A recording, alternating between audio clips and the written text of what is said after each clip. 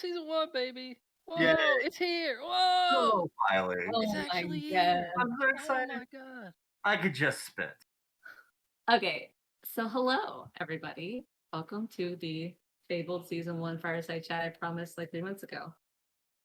The purpose of this is just like we always are doing, which is generally by accident. Can everyone hear me?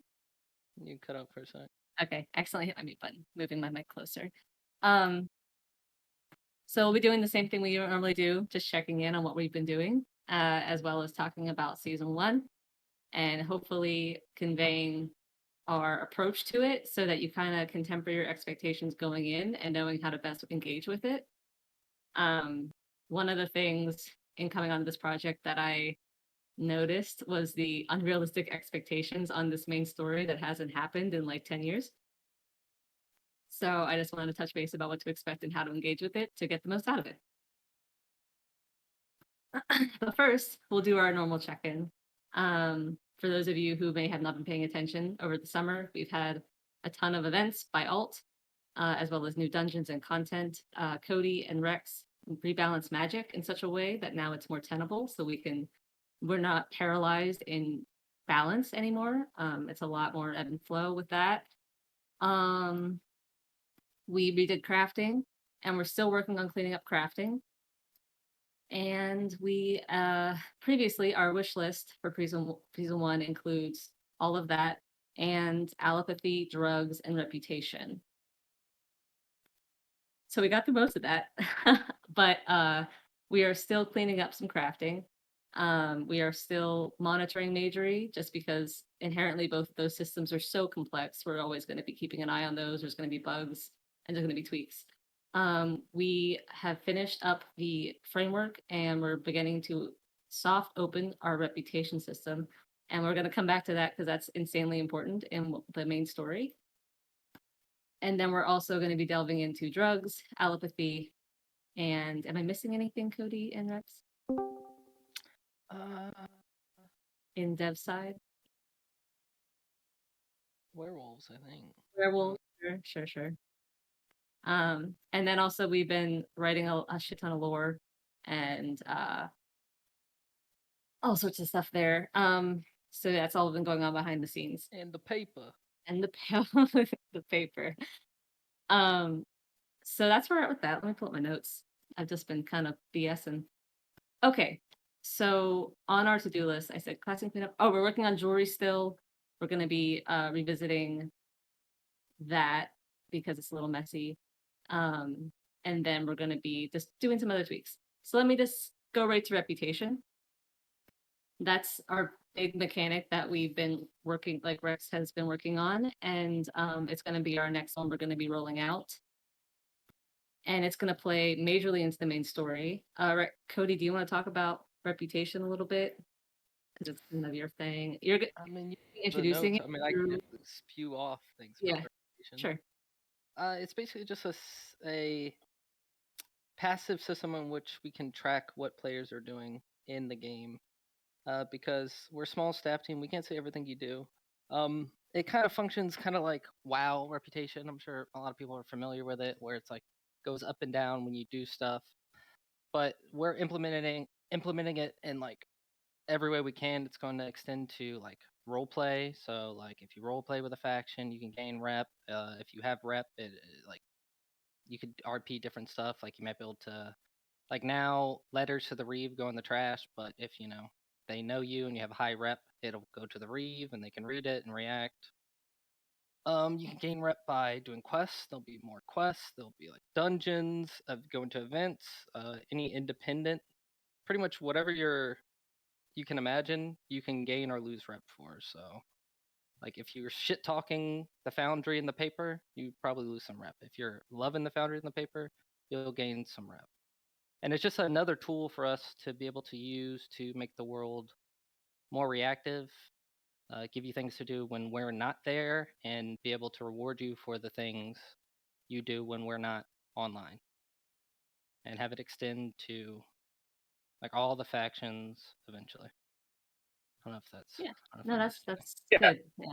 So like use cases, you can gain reputation by killing a monster, finding a new area. You can get reputation. Basically, it's a trophy, but we can rename an item idea to anything, and those are turn-in items that you can personally give to a member of that faction. So you can gain a trophy for killing a wild deer, and you can give it to the foundry, and then they'll give you a reward for that. And when you have the item, when you hover over it, it'll tell you like you'll gain 10 reputation with the foundry for turning this in, that kind of thing. And Yeah. some items will have multiple turn-in options. You can turn it into party A or party B, whatever. And once you have reputation, then it'll open up things like you'll get access to areas that are blocked if you don't have enough reputation, dungeons like that. Vendors, you'll be able to buy stuff. They'll basically unlock just like WoW, be able to buy reputation items through them. And it's not just like hunting, right? It's probably going to launch limited, where it's probably mostly like turn-in quest where you do stuff. But as we expand, the reason we're soft launching is because we want to expand it. So we want to do more quests. So like if you could get lumber and give it to the foundry to support them. You can do events. Like we want to extend it past just turn-in quests, so everyone can partake in it. You don't necessarily have to go hunt to do it because not everyone likes hunting.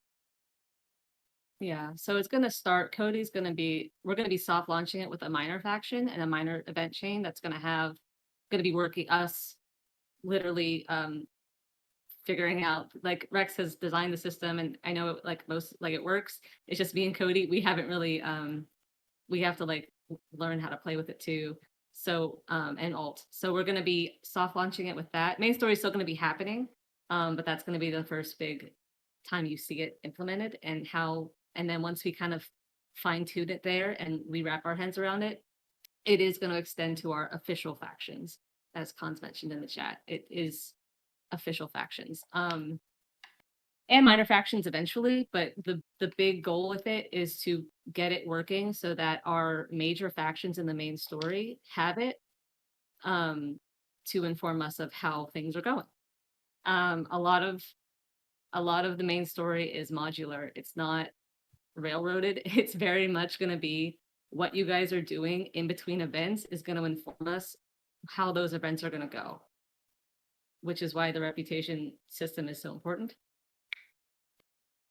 So what else is there to say about reputation? We're going to have a lot of ways to earn it, like Cody said. It's going to allow us a more fair way to judge people's work. And so there's no perceived bias, there's no perceived railroading on our end with the story. It's going to be we're going to have raw data to inform us how things are going. It also makes things more like if you're going to I know when people talk about the Ashwalkers, eventually, ideally, they would have their own stone with rep. And if you're killing the Ashwalkers, you'll have low rep with them. They're going to be hostile towards you. But if you potentially do RP with them, they might become unhostile towards you, right? And that's the same, like if you're killing people like foundry guards, they'll become hostile to you eventually. So it's a way to just give us more tools and make the world feel alive, really, is the goal of it. Mm-hmm. It's also, like I said, it's going to be informing the main story. So I highly recommend you guys, if you haven't already, I think all of you are pretty active now that I'm looking at you, to get involved before, just because I wouldn't wait for main story events is kind of what I want to say, because a lot of the stuff's going to be happening in between. We've already started waking some things up. We've already started planning some things in the paper. So the first month or two are going to be kind of slow to give people a chance to hop back in, to wrap their heads around the lore.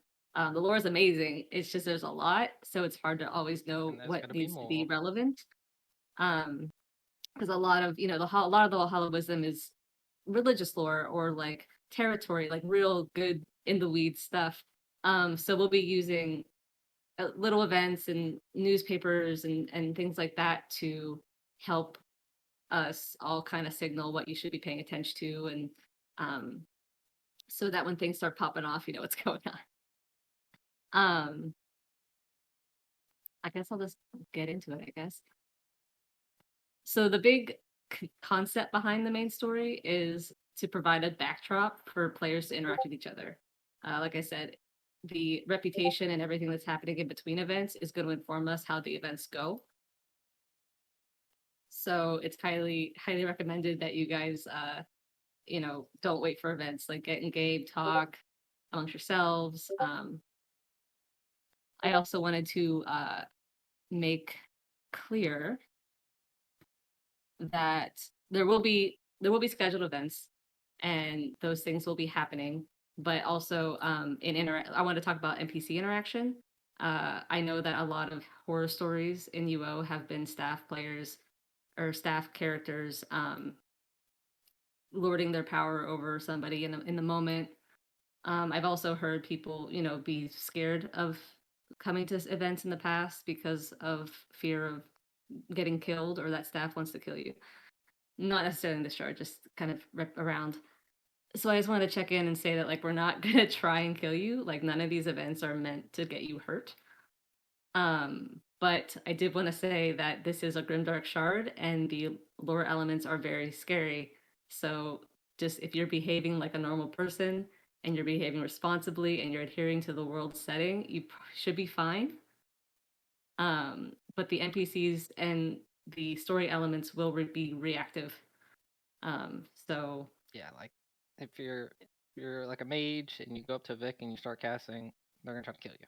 Right? yeah, It's mostly use your common sense.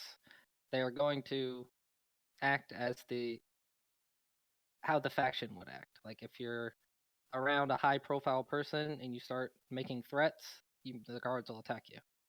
They might. Yeah. I mean, what happens after that depends on like the severity. They could lead to your character being PD'd, depending. But we don't want to Yeah. PD people's characters. That's not what we want to Yeah. do. We're not making these events to be like, ooh, and then we'll try and trick them into, stringing them up. No. But yeah, like Cody said, like if you're a mage and you're going to a Vic event, just be aware of what the Vic are about. And we are actually working on the Hollowism Vic right up to help that as well. But also we'll be doing these minor exposition events to help introduce you to these elements so that by the time we're actually out in the world interacting with them, you're going to have a good idea of their boundaries. So hopefully that helps. What else? Let's see. Ignorance of the lore will not excuse you from consequences. I think we all know that. Let's see.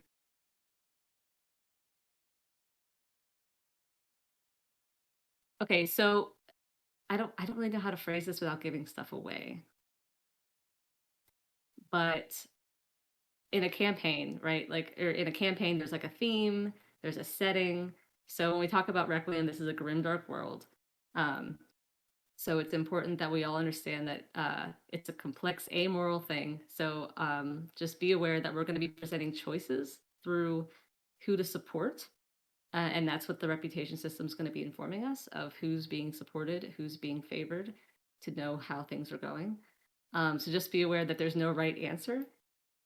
And at the same time, because of the ideological There is a right complications. answer. Well, There is a right answer. of course there is. There There is a right answer. My No, it's mine. faction. My faction, Faction.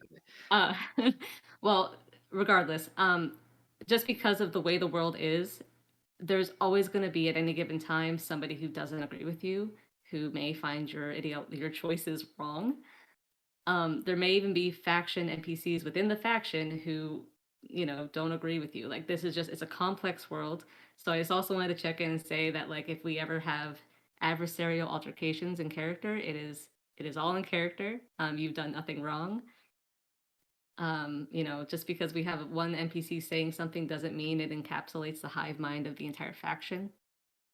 Does that make sense? Is that tracking? Yeah, Cody? no hard Okay. feelings. No hard feelings. Don't get upset if someone doesn't like you. We won't get upset when you hate our characters. But yeah, that's kind of it. The biggest thing is the reputation system is going to be providing those metrics to allow us to react to what you've been doing in game.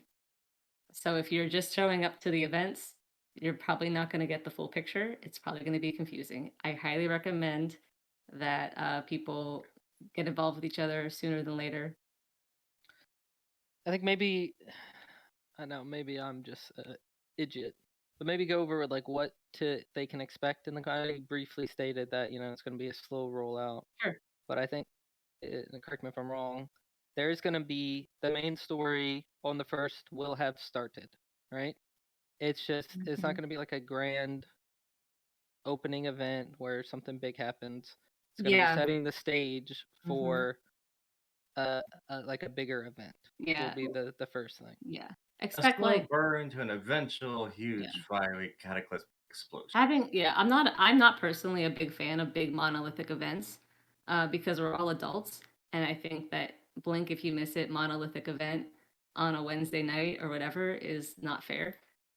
I prefer things that are organic. So we will have big scheduled events, but a lot of this first few months or few weeks is going to be a slow burn, like newspaper articles, little things here and there. We'll have a bigger event. It'll be very social exposition.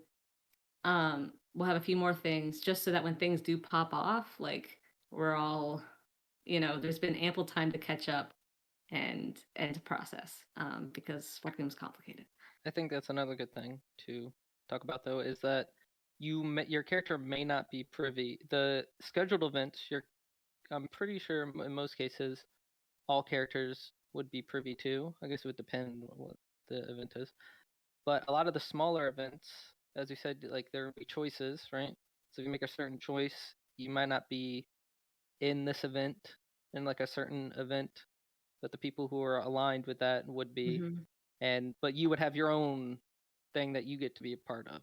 Yeah. And that would all be like a reps, like it depend on your rep, how you've been And, RPing, who you're siding with, what choices you made. And a lot of choices aren't like a BioWare dialogue tree in the moment. Like it's gonna be like, you know, you're making the choice by supporting this faction by killing in a bunch of shit and turning in the reputation thing. There's those kind of decisions. So that's what I mean by a lot of choices are made in between because we'll look at that and we'll say it looks like they heavily favored these people and their motivations. So let's work with that. Yeah. So it's going to be a lot of that. The macro of it, without spoiling too much, is that we're going to have 3 major players in this first stint, and we're all taking lead on those, but we're also helping each other throughout the whole thing. So we'll all be providing different ideological paths for people to gravitate to, depending on their character, which is why I said there's no wrong answer. Like, just go with what your character would do. Each path will provide pros and cons. They'll provide their own reputation and aesthetics to hopefully adhere to the play style that you're buying into. And Also, go ahead, finish. No, that's it. I'm just okay. Also, transmogs are coming. You'll be able to transmog. Transmogs are also, custom transmog, custom shit for each faction will have their own custom transmog. They'll have their own unique stuff. He's talking a big game. He's gotta make all this stuff still. Well, yeah, it'll get done. It's right? actually it's they all get custom stuff. Our philosophy is to make don't make any of them better. We don't want it to be a mechanical choice. There will be some mechanics locked behind reputation. And they'll shore up the RP though. They're gonna shore up the it's more it's for the people who would naturally already choose that faction is what we're hoping for. Like Vic are gonna have a lot of anti-magic utility. We can be honest about that. Transmogs have been coded and working for 6 months now, so finally. Yeah. We also have a bunch of other, which like Rex has been putting up with my bullshit and slowly ninja adding a bunch of items. So expect like carpets to come in soon. Expect some more clothes. Expect a few other goodies lying around that we'll be bringing into in like the next week. I got to push up my file update. I was supposed to do it this morning, and I'm very sorry. But yeah, so essentially be the macro of it is there's going to be 3 major factions, and through supporting them or subverting them, you will help influence the story and what happens. Yep. And when we move on to the next arc of the story, well, it depends. I guess that's a little too far ahead, right? A little too far ahead, but I mean, Yeah. ultimately, the It point. depends how the Yeah. players, this arc ends would determine what happens in the next. Like, we have an idea of where the story is going. Yeah, Yeah, we just have, like, know that very. like Archon has totally planned out a very long term schedule for this entire thing, and then there's multiple paths that everything can take towards, Tor Yeah. and other stuff. And it's they're not reactive, like, I think, yeah, is the big thing. it's reactive, designed to depending be what the players say. reactive. Yeah, like I've mapped out beats and I've mapped out pacing of like benchmarks to say. But how we get there and who gets there and how, I don't know. And also, I play D&D. I know things go off the rails and we just have to wing it at some point. I know, because we don't think of everything. But we do have like a pretty, I think, good idea of just the goal is to provide you guys a reactive world. And with the NPC factions being so big and vast, providing it in such a way through reputation to allow that sort of thing, to allow you to actually influence it within the realistic setting of just being a few people. Right. I think that's also important to understand going in, is that a lot of these factions are vast. Like, you as a player can only have so much impact on the overall world, right? Where it's not going to be railroaded. Your characters will have impact, but you're going to have to plan, be smart, work together to achieve. It depends what you want to achieve. Like, you're not going to be able to kill the Foundry because there's like 8 million Foundry people. Yeah, which is why we're never trying to kill you, because it's like, realistically, if some guy came up and destroyed and tried to attack the Foundry, they would just call in tons of people. Like, it's not fair. It's not fun. But if like you guys as a group are like, all right, we want to, do some hijinks, and you guys do some role play and stuff, it's like, all right, well, maybe you can make a dent. So yeah, just stifle your, like, you probably won't be able to. I mean, maybe you could remove the Foundry from the first province, but that would be a hard goal because they have so much resources, and your character would know that.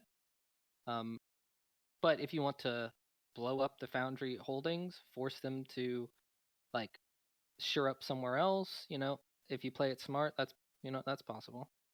And if we did happen to remove the Foundry from the Foundry, would anything of value truly be lost? Yes. I think so. Hope for the future of this republic would be lost. Well, I don't know. Anyways. We're gonna be trash talking each other for long, so get used to that. The other big thing too, I lost my train of thought a little bit.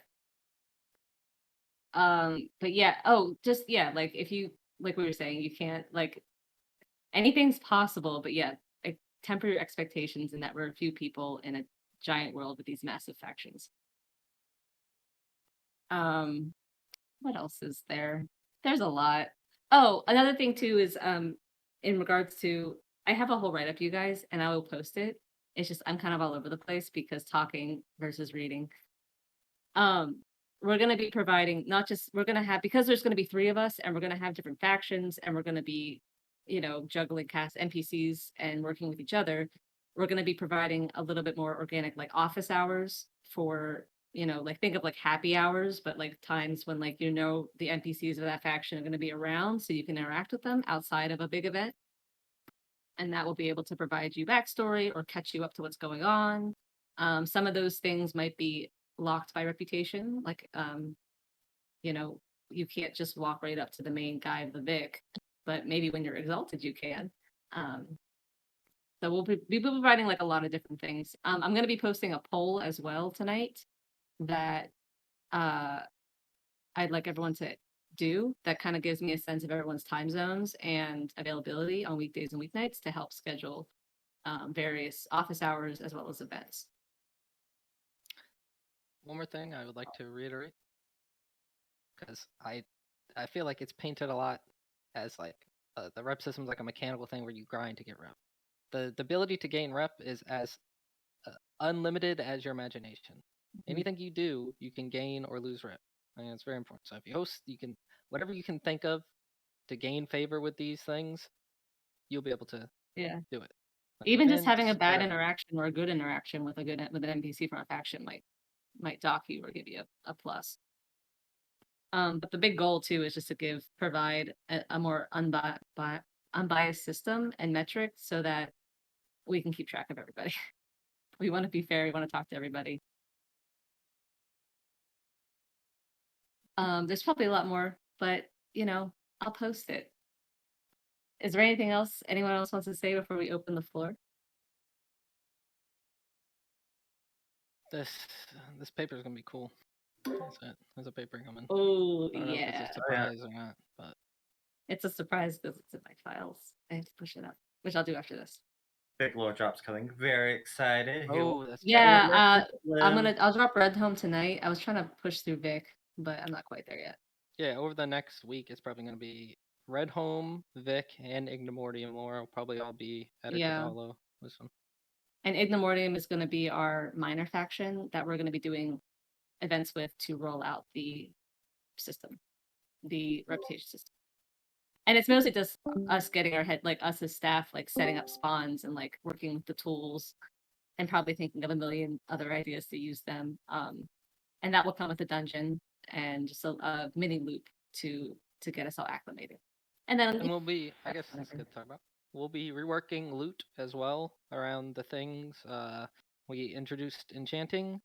There's currently like one mob that drops the stuff to get enchants. We'll be expanding that. We'll be shifting around where augments are got. We'll be moving up the loot, and we'll update with the changes. We're going to be balancing it kind of like we've had all these new dungeons and they're excellent. But the loot, it feels like the Ashwalkers are kind of like you have to go there still for all the end game. So this new dungeon is going to provide a mid-tier. The junk augments are essentially going there. And then so to provide more of a flow for a new character to kind of like, they go to the graveyard and then they go to like Awela and the Ratmen and they get their gold. And then they'll like go up north to different places to get, augments and stuff. And then your end game stuff for right now is the Ashwalkers with the enchants. But we also plan on making it more aesthetically fitting, So like, but we'll line it up whenever we get there. But that's the plan for that. Should I answer questions now? Sure. That's what people want. That's what the people want. If you ask the question, you're gonna have to ask it again down here. I'm so sorry. How do we do unmuting? What's the easiest way to do? Oh, that's a Rex thing. We didn't call. Wait till we call on you to unmute. Who wants to... Well, I'll answer a few things. The paper's coming out either Friday or Saturday. I have to push up my files, and I've never messed with the Sentinel, but I've messed with the Herald, and I know it's about the same, so I just had to format it, which some of you know is a pain in the ass, but we made a whole, it's so funny. It's so good. It's so good. Let's see what else. Major official factions, yes, cons, that's what we answered that. Okay, well, yeah, let's just start. Alright. Koss, go ahead. Koss, you first. I didn't have any questions, I just want to say hey. Oh, how's it going? Hello. Good to see you. Good to see you around. The Titan. The World Destroyer back.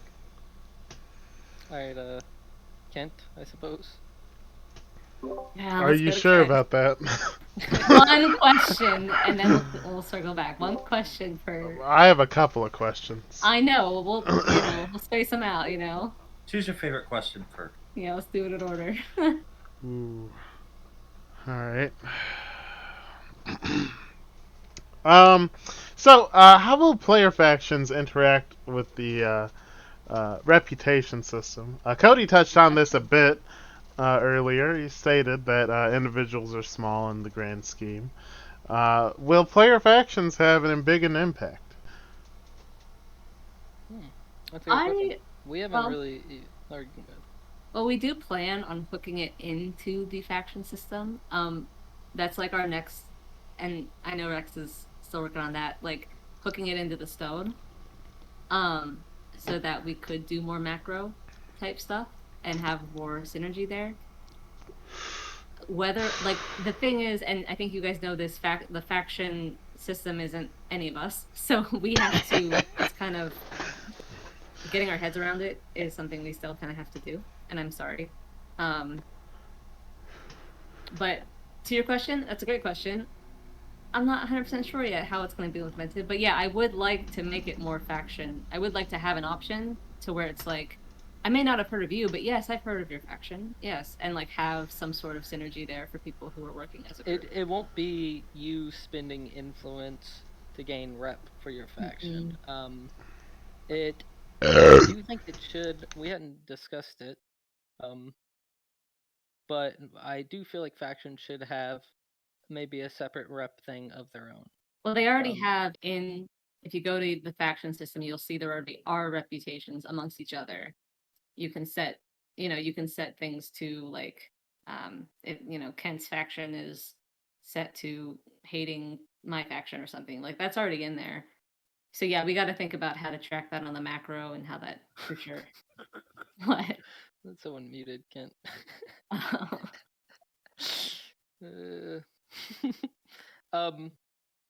Yeah, no. Also, the thing about factions versus players is factions it's easier for us to just manually do faction rep and set it based on what the faction's doing. Whereas like players, there's a lot more players than there are factions, so it's a little bit harder.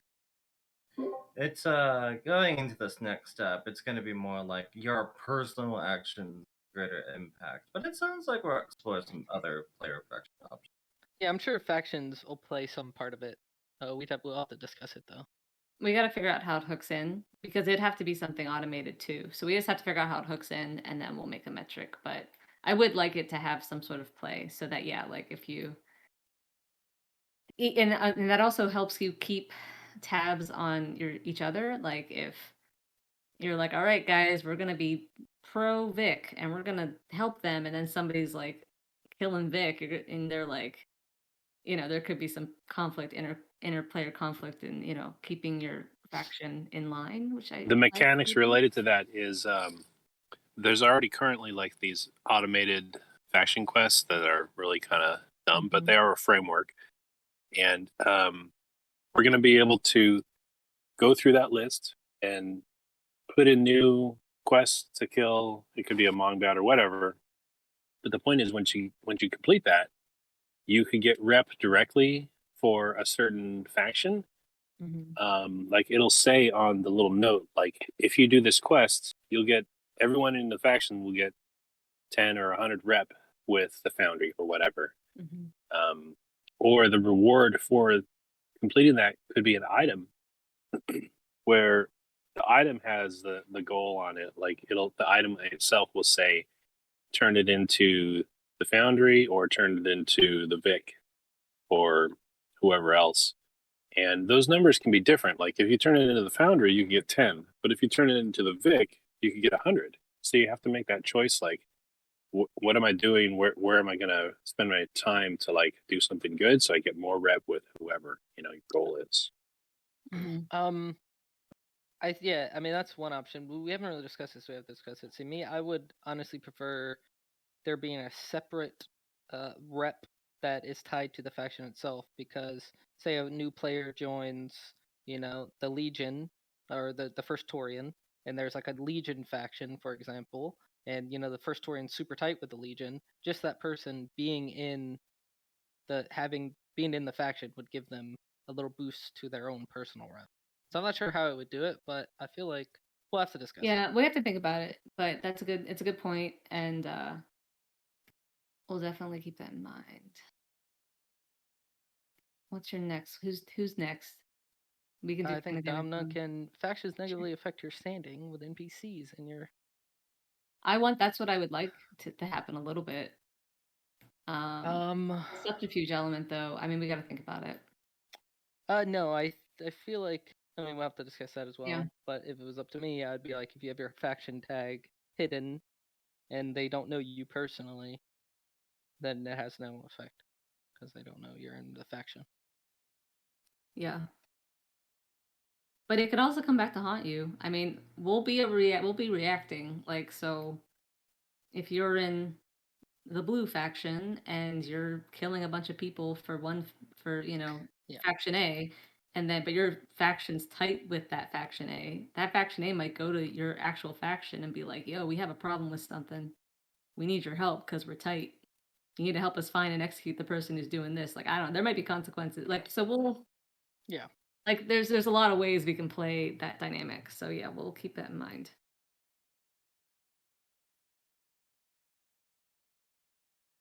What is the next question?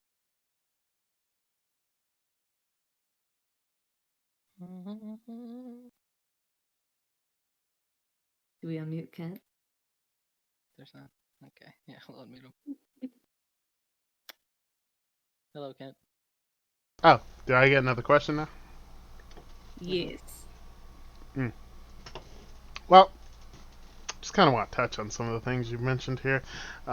With regards to the reputation system, Cody had mentioned earlier that it's only limited by your imagination. Yet, simultaneously, um, it's been said a couple times here that the goal is to be hands off and to like avoid favoritism, etc., etc. How are you going to accomplish these conflicting goals? Probably the same way we do I don't think versus. it's, I don't think it's conflicting at all. It's not conflicting. We'll have an internal, like we have internal metrics of like, all right, an event lasting this long, we get this. Like we'll gamify it on our end and make like a standard of like a social event versus this versus I think is it 1 to 10,000 Rex? Is that how the slider goes? I think it's like negative 10,000. Negative 10,000 to 10,000. That's right. So yeah, so we'll internally make a guide, I guess, to kind of give us like just like versus like give us like a structure to how we reward what and how. What Cody kind of means is just to say like you don't have to just PvE and farm mobs to get rep. Right. Like, where that's what he's trying to say. Like, if you're not, you shouldn't be punished for roleplay. Like, if you want to sponsor an event to, help the Foundry in their efforts to do a thing, like that probably get you something. Writing the newspaper for or against something might get you something. So we'll try, just like how I made the paper have like rules and stuff, we'll have something, but it'll probably be internal so people don't try and milk it or abuse it. But I'll make a note to think about that. What's the next question?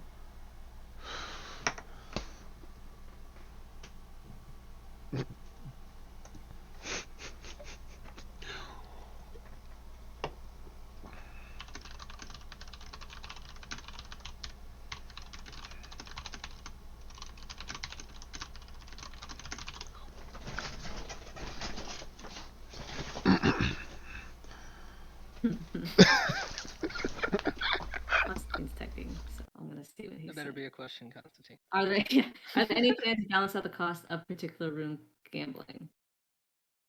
We haven't really had, so with Majory and Enchanting so far, we haven't really been given a lot of constructive feedback.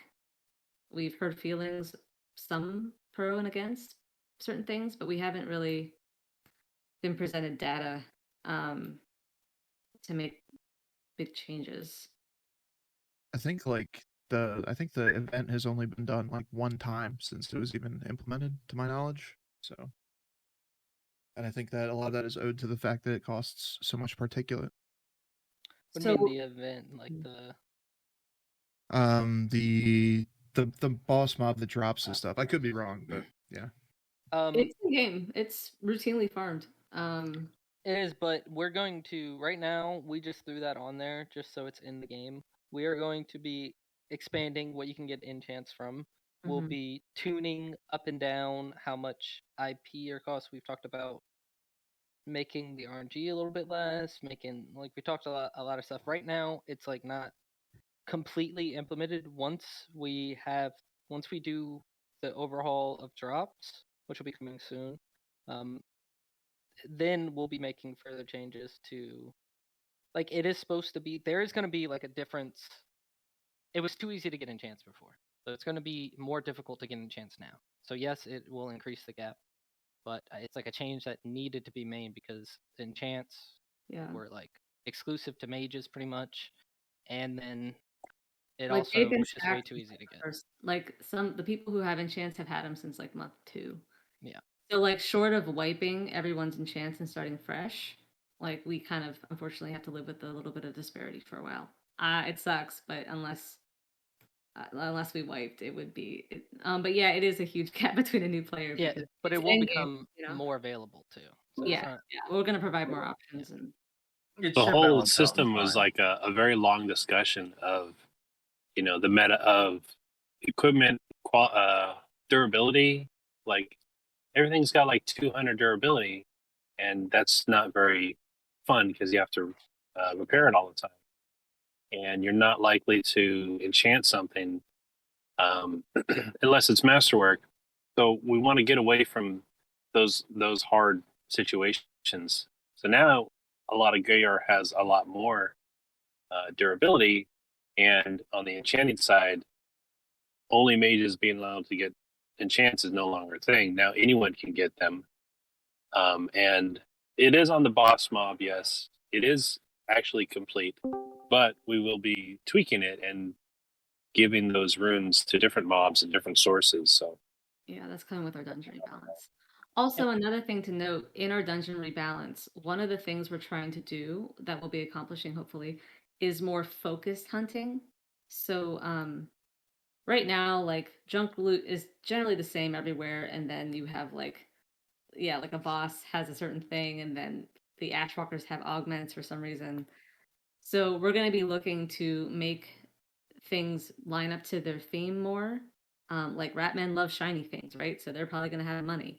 The cannibals, they eat people. They're probably going to have a lot of bone moriums, things like that, so that you're not wasting so much time finding these things. Like you're like, all right, I need this, so I'm going to get a group and we're going to go do that. And it's very focused, so you can like yeah. save a Also, lot of that time and effort.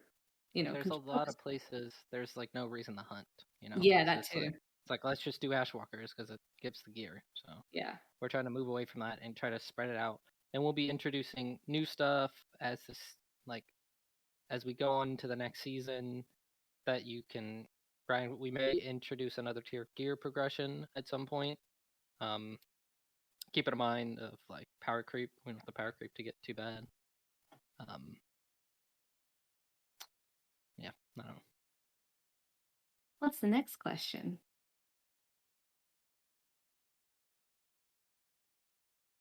People are typing. Hold on, Ken. Let me see what everyone else says. I have a question. Hold on. So does Con. First cons. Are there any plans to lower RNG with props when crafting? Rex? Cody? Wait, is there any plans to lower RNG with props while crafting? Are you talking about like a mythic? Like mythic items? the question has come up, like if you craft a mythic level cloth padding, and then you use that cloth padding to make a piece of gear, shouldn't that next piece of gear have a higher chance of being something better quality? And I'm pretty sure that is something that I could figure out how to program. It's basically when you craft the thing, I have to take a look at the resources that were actually used to make it, and then hold that variable, and then add it on to crafting the final result. Yeah, there's a lot of stuff. Yeah, I like the idea of it. Like, say you have a full masterwork thing on something, like, because currently you can have like a masterwork that's not that good. Maybe it like lowers the range in which, like, the HP on armor might be 1 or 2 at the cap. Yeah, and the other part of that is like, okay, an item that takes 2 pieces, and you make them both with masterwork, and let's just say they both give like a 1% chance for the end result to be a next tier up, as opposed to like something that takes like a gun that takes like literally 8 things to craft one gun. Like, what if all 8 of those things are all masterwork? Does that have a higher percentage chance to get a master or mythic? Like, there's some balance in there that we have And to there think is, about like- before we do something. And there's also the balance of like, if you're using these masterwork items and then you don't get it, it's kind of like, Yeah, we can think about it. And yeah, we have Yeah. to kind of look at standardization of certain crafts, like wearing 6 mythic obies versus wearing like 1 mythic dress. You know, some things are easier to get than others with cost, and it's Similar along those lines is like we could add a bump in the chance if you're crafting with a masterwork tool, like that could be another possibility. Like you have your masterwork sewing kit, and then your clothing will be higher chance to get a the next tier up, whatever. yeah. So currently we haven't discussed it and there's not plans yet, but I mean, it's definitely something we could Yeah. discuss and like add we in have the a future, short list of things, and then we have like things we'll get to. which That's the whole you and Ashford are both on the test team, so I'm sure we yeah, can so continue we'll to get into discuss that. Mhm. I don't know a whole lot about crafting, so I mean, we can discuss it with you guys. Yeah.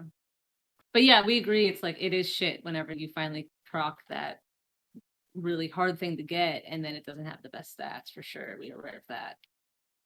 It's just how hard was it to make versus what you get from it versus all that stuff has to be unpacked. All right, who unmuted and talked? The next? thought. Oh, Koss. All right. What you got?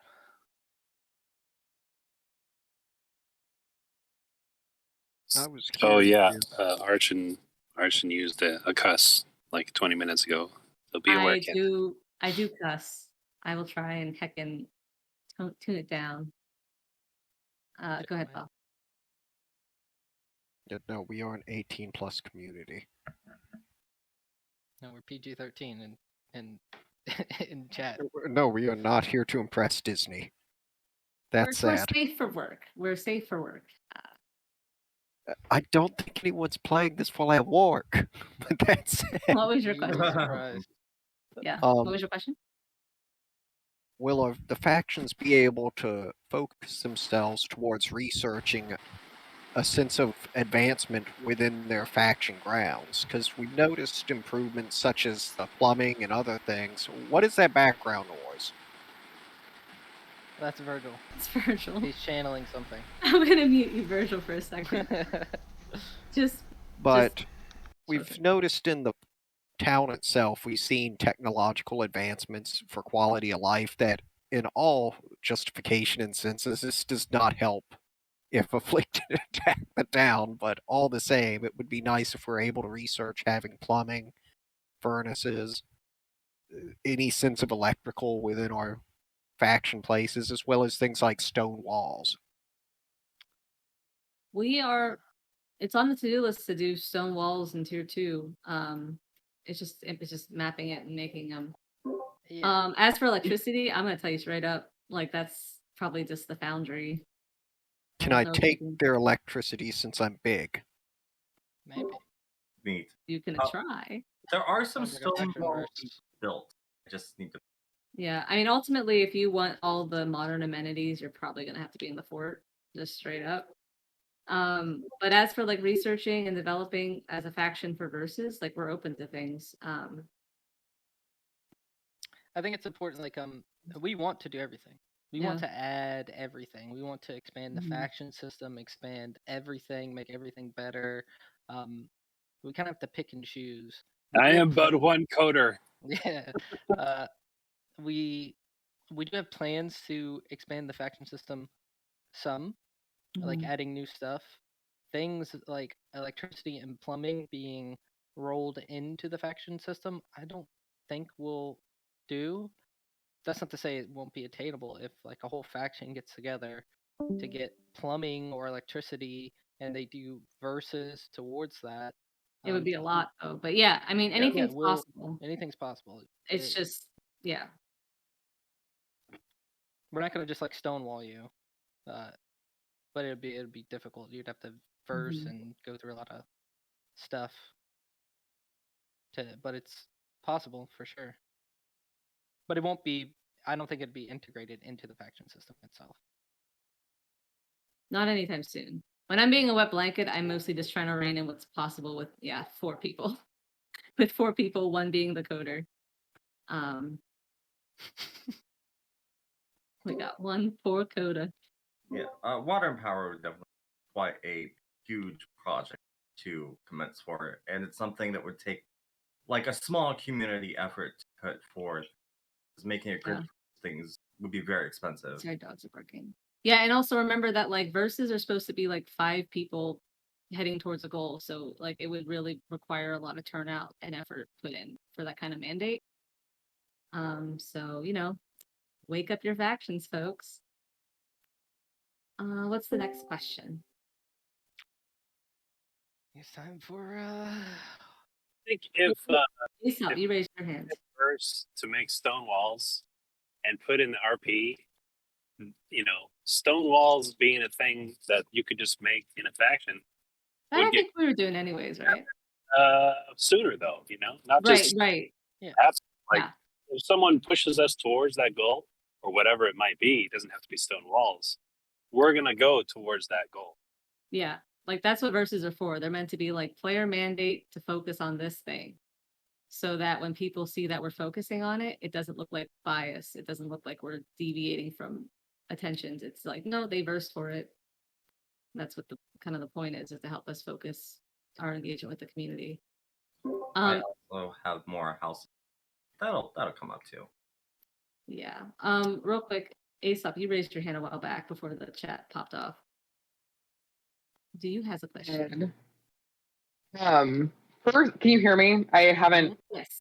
Okay, just making sure because I haven't actually talked, and my computer is always terrible.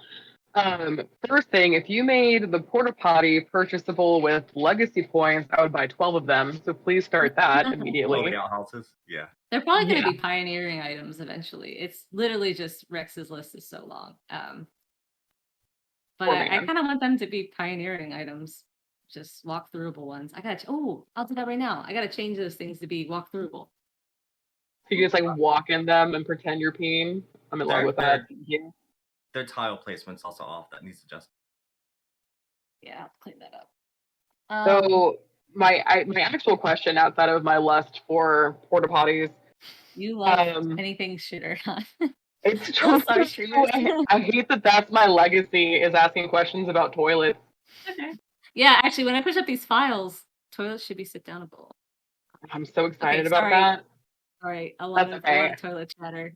Sorry. Yeah, it's fine. It's one of my many loves is the toilet.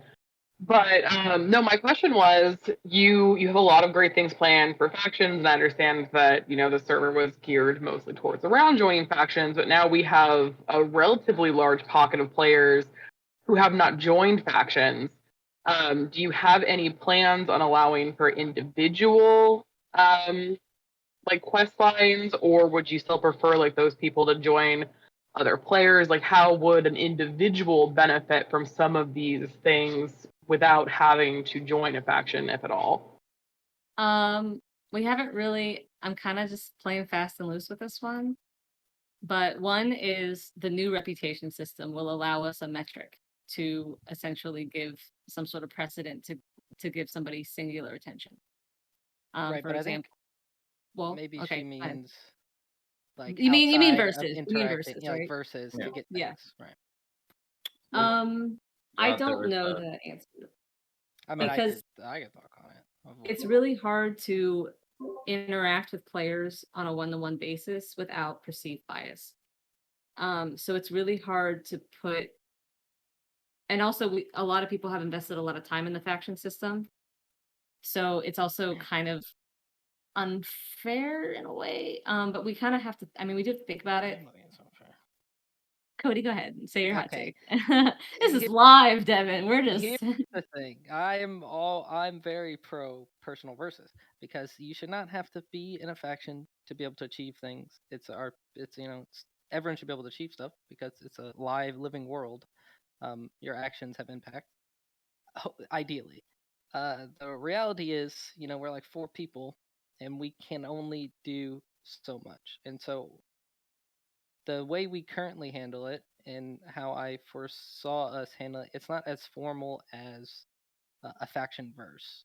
It's more like if your character is RPing towards something, like say you want to create a new item, like a new jacket, and you're a designer, and you've been doing events, you've been talking to people, you've been doing forum posts. They have to be things that we can see even if we're not there in game. We'll react to it. It's just this. It's a little bit harder because for factions we lay out the steps and kind of help them achieve it. But in terms of like a more formal thing, maybe eventually, once like the server's in a better spot, but that's probably going to be a while. Yeah, and I mean, we do try and do personal reactive stuff. Yeah, like Cody said, whenever we see it. But yeah, there's no formal stuff. There was one thing I don't think you mentioned, but it does pertain to individual award for involvement in these faction rep quests. Say again? I didn't. Faction rep shop. Rep shot? Shop. Oh no, I think we discussed it. You can be able to unlock vendors Mm-hmm. and Yeah, new for goodies sure. depending on rep. Yeah. Ah, yes, that's one. Yeah. Individual players can be rewarded. The big thing about versus and the faction is about player mandate, right? It's about us knowing that this is what people want and this is what they're working towards. It's a structure. So like Cody said, like if you're doing stuff and you're putting in effort and you're doing public events and you're writing in the paper and you're doing things, putting it out in the world, providing content that we can track and that other people can see that you're doing, that gives us mandate to react to it. I think the other people seeing what you're doing is actually kind of key, because once I see, Group B, how did they build that bridge? Oh, they did a few steps. They wrote a forum post. They submitted a thing to the newspaper. They did a little gathering at game, and then it just happens. It doesn't take that many steps. A lot of our difficulty is like, okay, you want to do X, and then we have to like figure out, okay, well, here's some steps they could do. We present that to the player. Here's your 3 or 4 steps, and then it's kind of up to them to like gather their forces and do whatever those things are. And sometimes it happens quick, and sometimes those players they're like, well, I don't really want to do like step C and E, so kind of take too long on this or make it lag.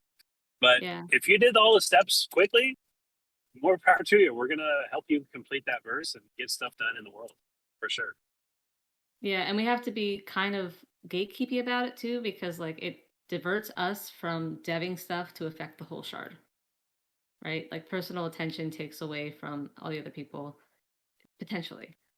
So yeah, like if it's publicly recorded and it's very out there in a way that people can see why we're reacting, that helps us a lot. Does that answer your question?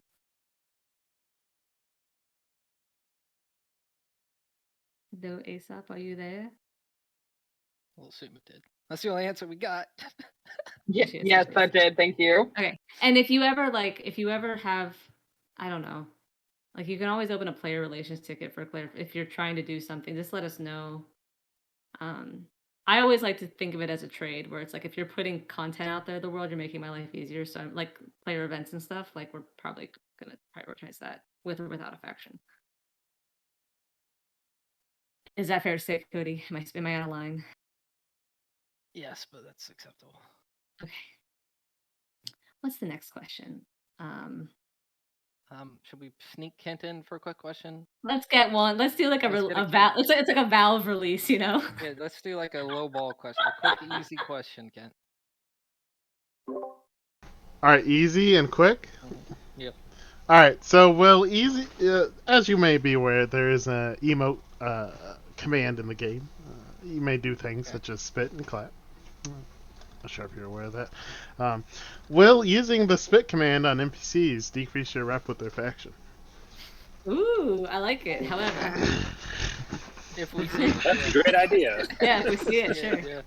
How do we know if you're spitting to the side, Yeah. as like a cool gesture, or you're spitting on the NPC? I think you should make the spit command targetable. Hmm. Bring up the roll menu and roll that. See what happens. Does it work off the throwing skill? It Yeah. should. I'm seeing a lot of too, just like random feature ask. Like Cody said, we want all of these things. We want them now as well. We just have to get the things we need to tell the story take priority, and then bug fixes and stuff. So yeah, like sheep pens, maybe eventually, yeah. We still have to balance.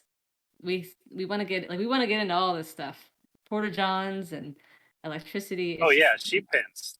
I want right, sheep but we're pens not. where you have to like Yeah, add food and water, right. and you can But this like is go all out and grab so an yes, animal in the world and bring them back, right. and they See what can live, happens? and then you have like two, and then they can make babies, and you get more, and maybe they're good or bad or whatever. I want to do all that stuff. Right. We all want all this stuff too. It's just we're not there yet. So just be patient. We swear we also want that stuff. It's literally just catching up. Because I'm gonna lose my mind if I don't get major injuries in the next 3 months. You know how I want them. Let's see. But yeah, me and Rex really want to get into agriculture and make it really fun and have its own like system. It's just, agriculture doesn't murder people, so we have to it's not as high on the list. Erickson, But you right raised now, like planting crops and stuff, it's so punishing. You plant something and the thing can die if you don't tend to it. Or we're going to change that so it's not so negative. It's more if you tend to it, it'll be much more positive, Mm-hmm. and you could still lose the plant, but it won't be as punishing as before. So that is definitely coming soon. Yeah, Short agriculture list. and pioneering is kind of it's a play style, and it's a play style that we understand is really cool and unique, and we want to give people that room. But also at the same time, tailoring is a part of that. So we have to so me and Rex have to sit down and wrap our heads around how we make it fair. And it's just a lot. So, but it is on our list. Like trust me, like me and Rex have had long talks about it. Yeah, like the conversion from like flax to thread to bolts to cut cloth. Did someone It's ask about so agriculture? How did we convoluted. get on agriculture? I'm reading the chat. And yeah, we we went on a skipped tangent. Erickson. We skipped. We're Erickson. going there. I'm going down. Erickson, you're next. I'm sorry for the tangent. You got us talking about agriculture.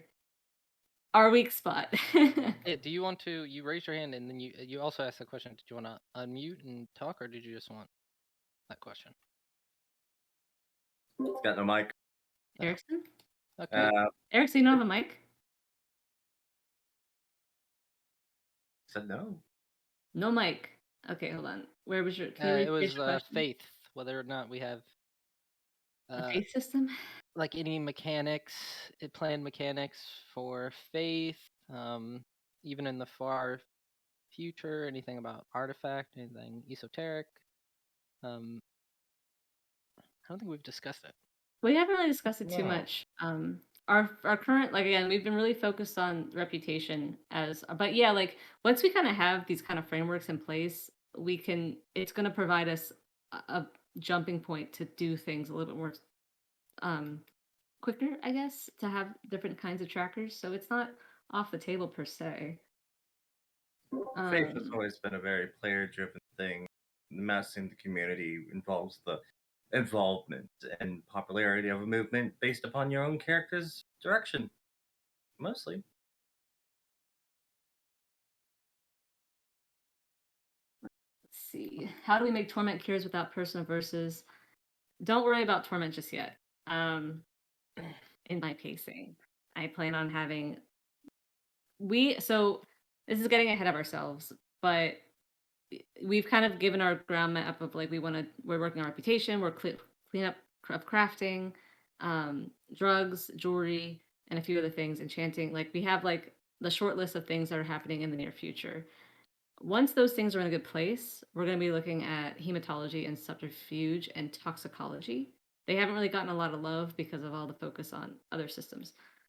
And that will lead into hopefully the next narrative beat after our for season 1.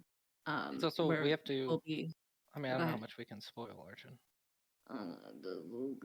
Don't I trust you not to spoil? I mean, there's not too much to spoil. We are going to introduce anti-torment measures before torment is introduced.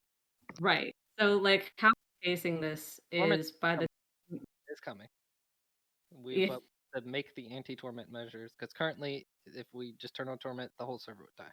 You would all die. It Yeah. would be bad. We might torment. We'll let you. You'll be very aware of torment, and you will have your footing before you are put in a position to die to torment. Is all I'm gonna say. Now, how we introduce, like, we have to dev the anti-torment stuff on our end. How we introduce that to the game, it could be players coming together if players wanted to, or people are RPing towards it. We can introduce it that way. We'll see when we get there. It's also to do with off. and it's also to do with reaction. How equipped you are will be based on the choices you make. It's true. Yeah. You I'm might just be. saying. Use Use your brains. Just use your brains when you choose what faction. Okay? Just some might be more equipped, but they all will have pros and cons. So basically, by the time we get to that point, depending on your decisions thus far, the obstacles to prepare yourself will be different. That's all I'll say. They'll be equal but different. Yeah. So whenever we're doing toxicology, hematology, centrifuge, like when we're doing those systems, it'll probably be in there, right, Cody? It'll probably be in there.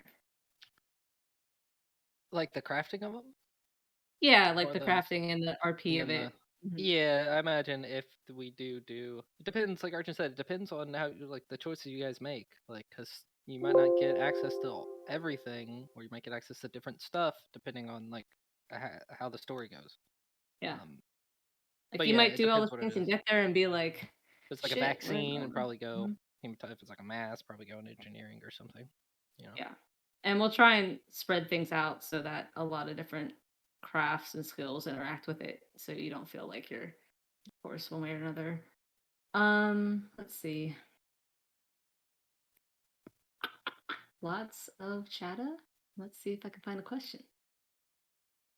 Ken's hands raised. I see that.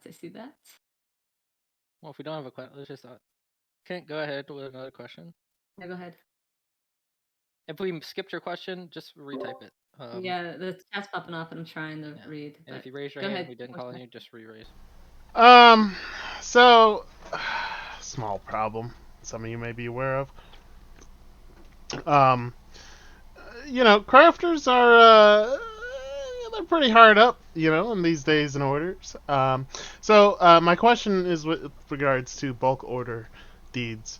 I know they had been discussed at one point, but going into season 1, are there any plans to introduce, abilities for crafters to introduce money into the economy? Yeah, I've wanted that. The problem is, again, is balance. Like, for example, I thought about doing basic gathering skills to like turn in X amount of logs for X amount of coin. And then it was spelled out to me with meticulous data that I can't do that because of cotton, because of cloth. So it has to be really careful, because like any tip in the scale of like trying to help the casual player, we potentially break the game by allowing the hardcore player to do what the system is designed to do. It's not their fault. So we just have to be careful.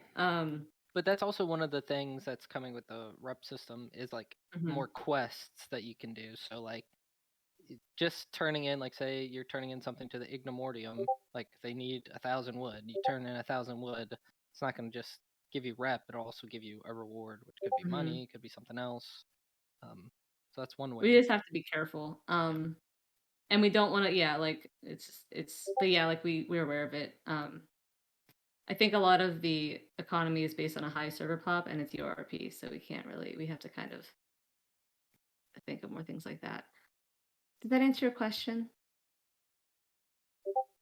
Before I move on.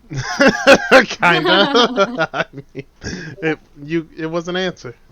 That's for It sure. wasn't What, did you mean interesting. like minting, or did you mean? No, I mean like bulk order deed quests, like Yeah, literally yeah. like I know. I want that, Ken. UO, I just you have to know. be really careful. I just have to be really careful. I But there agree. seems to be a casual disregard for introduction of money into the economy via warriors. Now, I don't mean to point fingers, but this Ratman dungeon, I don't know if I don't want to spoil things for people, but this Ratman It's dungeon good money. Yeah. is extremely inflationary. Sorry, I've got a little bit of cough.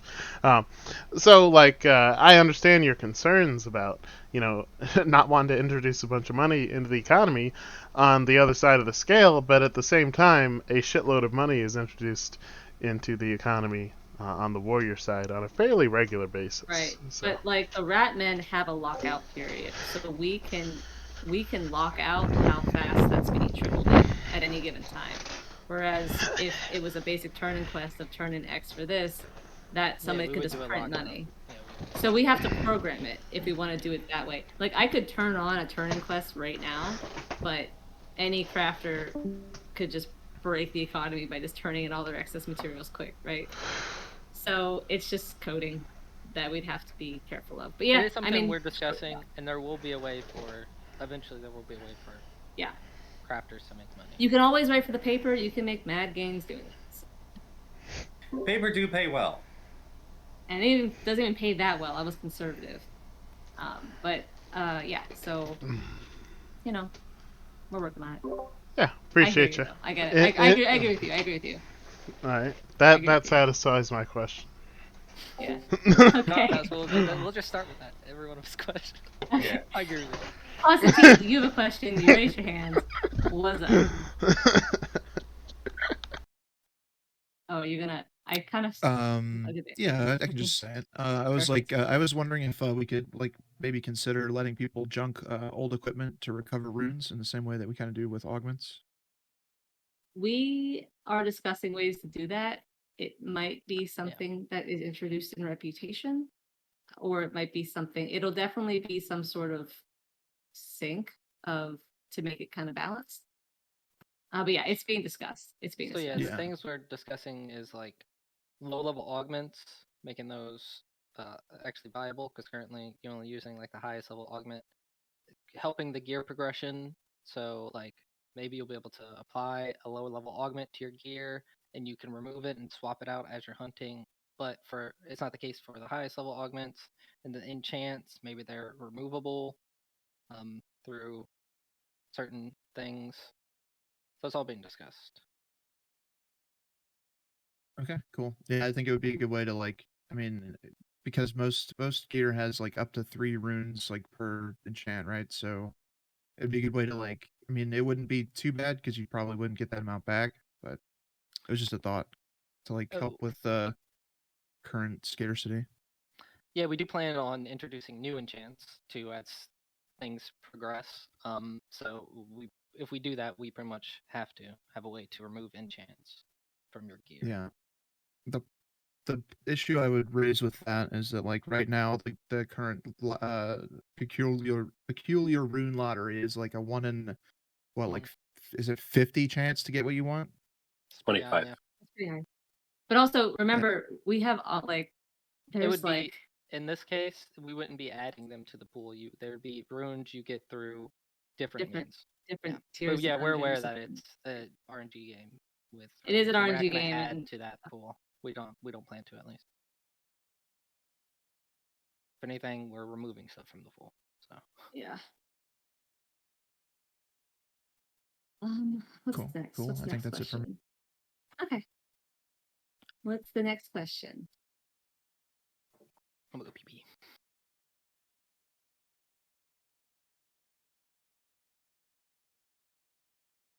Any questions?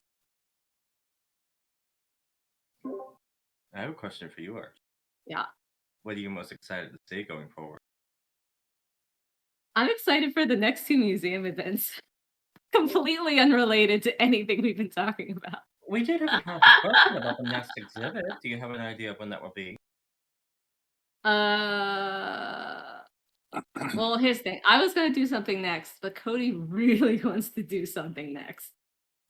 So we might do his thing next. I'm but I guess I'll kind of just tell y'all.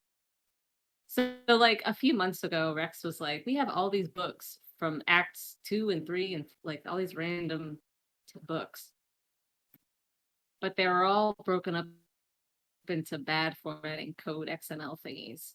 So, spent a lot of time cleaning them up, and a lot of that is going to be introduced through the library and the museum and the basement archives. I put some stuff there already. Some of the stuff you guys have read is like from 10 years ago.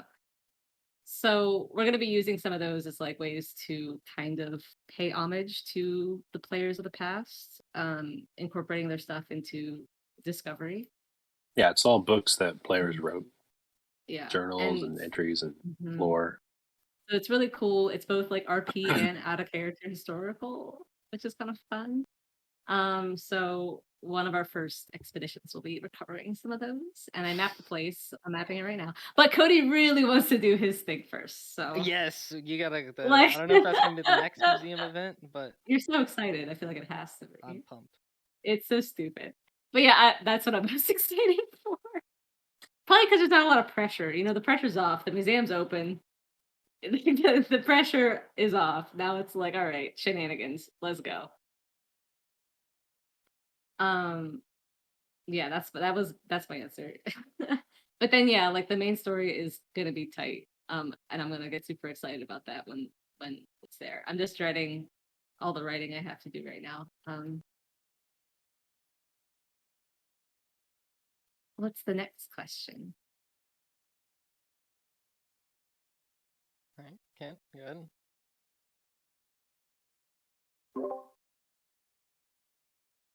Go ahead, Ken. What is the status of the sanity system? And will it be active in season 1? It won't be. I'm just gonna say that. I'm just gonna say that right now. It's not gonna be.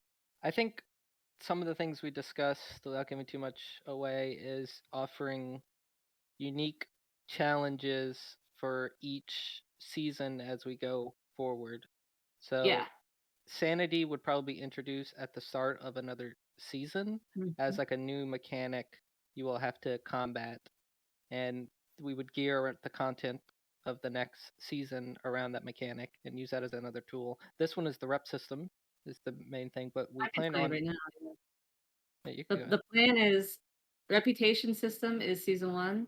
Season 2 is preparing and wrapping your heads around torment, and then after that will be sanity, because only a freaking insane person would go beyond that point. And major injury season 1. Yeah, major injury season 1 too.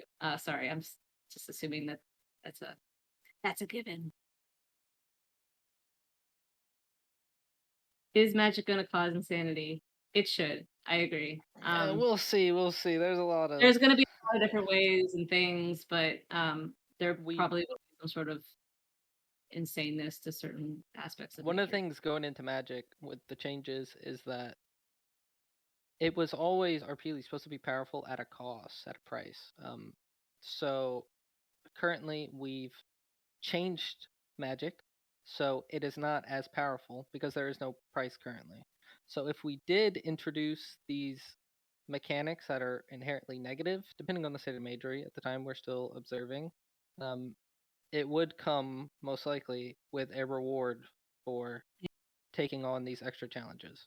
And also, Badger majory might get stronger. Resolve are the people who are leveling people in Purple, not random mages. So you know we'll get there. You might get OP, but yeah, there's going to be a cost. To offset that. And there's a lot of hidden stuff about Magic that will be revealed as you yes, we know as you things. progress, and you can't give too much away, but yeah. That has a question. Yeah.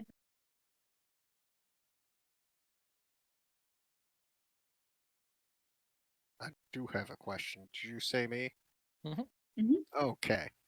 Well, I know there's intentions to look at hematology, but one of my thoughts was that if someone's injecting, I don't know, ill blood and demon blood into themselves, I like the notion things like that should be potent, but I'm pretty certain that's a quick trip to insanity. For sure. Yeah, that's also when we introduce. We have like a loose framework of how we want sanity to work, but in terms of like everything it touches and how expansive it is, it's a little bit too early to think about it. But yeah, stuff like even using hematology might cause insanity because it's like kind Mad of scientist taboo. stuff, yeah. You're injecting yourself with other people's blood. Yeah. Remember, we want all this stuff too. It's just for people. We're Okay. trying. People have to realize that Ansem dying from a crow's blood injection was just coincidence. All right. So what's the next question? Look at her hands. Hands from anyone. Go Other ahead, than Ken. Ken. I knew it was coming. Does anybody other than Ken have a question? I enjoy Kent's questions personally. Yeah, they're I good questions. know. Yeah. Yeah. Well, it looks like we don't have any other All options. right, Ken. So we'll settle for Ken.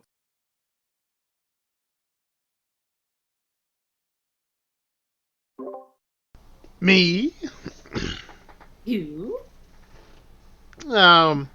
So recently in Requiem, we saw the degenerate system of skill clothes turned into a much better system of skill patches. Um, I've been looking into this, been pondering upon it. Have you considered DCI patches rather than, uh, basically what skill clothes were? Have you considered going to DCI patches for tailors? We considered it going into it. It was discussed and we decided against it. I don't remember that, but sure. I mean, Cody is the PvE guy. You're the craft. Yeah, we definitely Combat guy. You're the discussed it. combat. We You're the discussed combat it. guy. I suggested it, and we decided not to do it. How did we say we were going to do it? I don't remember. Well, the thing is, like, if you have DCI patches, then all your gear has max DCI suddenly. And then how does that get lowered in a fair way? Like, DCI cap is 45. It's such a small number spread over all your equipment. When you take a hit from a monster, do you lose 1 DCI, like 100% chance, or is low percent chance? On one outing, you go with your friends to fight in the dungeon for 3 or 4 hours. How much DCI across all your equipment should you lose? Is that kind of the system we want to go for, like skill patches, or do we just? And then like DCI only goes on clothes, which doesn't have durability loss at all right now. So, do we turn on durability loss for clothes? Well, There's a lot of questions. We just didn't want to get into it. Yeah. I mean, I would say that. I mean, as long as tailoring repair deeds exist, fucking loss of durability on clothes should definitely be in the game. But I think, like to my point, you already have a maximum theoretical cap of DCI that you can derive through clothes based on rebind slots. So, like, if you just went to that for your patch max, like right now, my character, my primary PC. Also, my secondary PC very mookishly wears like fucking 5 obies. And I'm forced into this. Look a little bit goofy.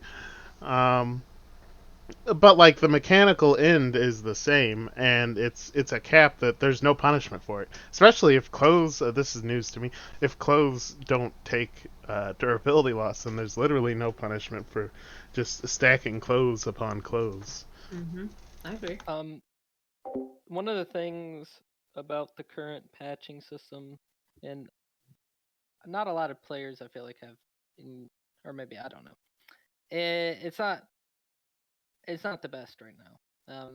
There's a huge saturation in patches.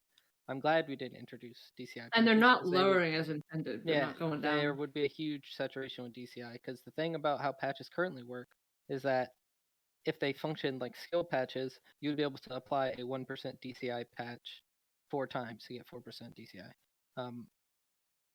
So, like, I don't know. We'd have to discuss it and go for. They're currently maybe once the patches are in a place where we're happy with, then it's a possibility. But until then, definitely not.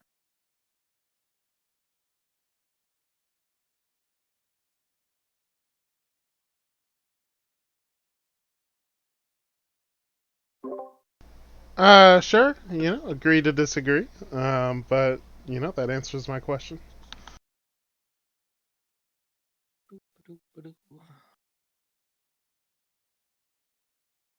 Did you have a question, Domna, or you just?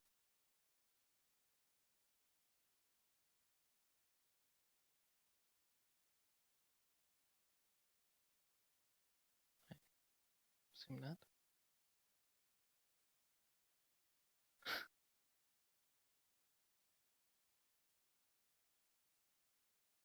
Take your time on thinking. I'm eating.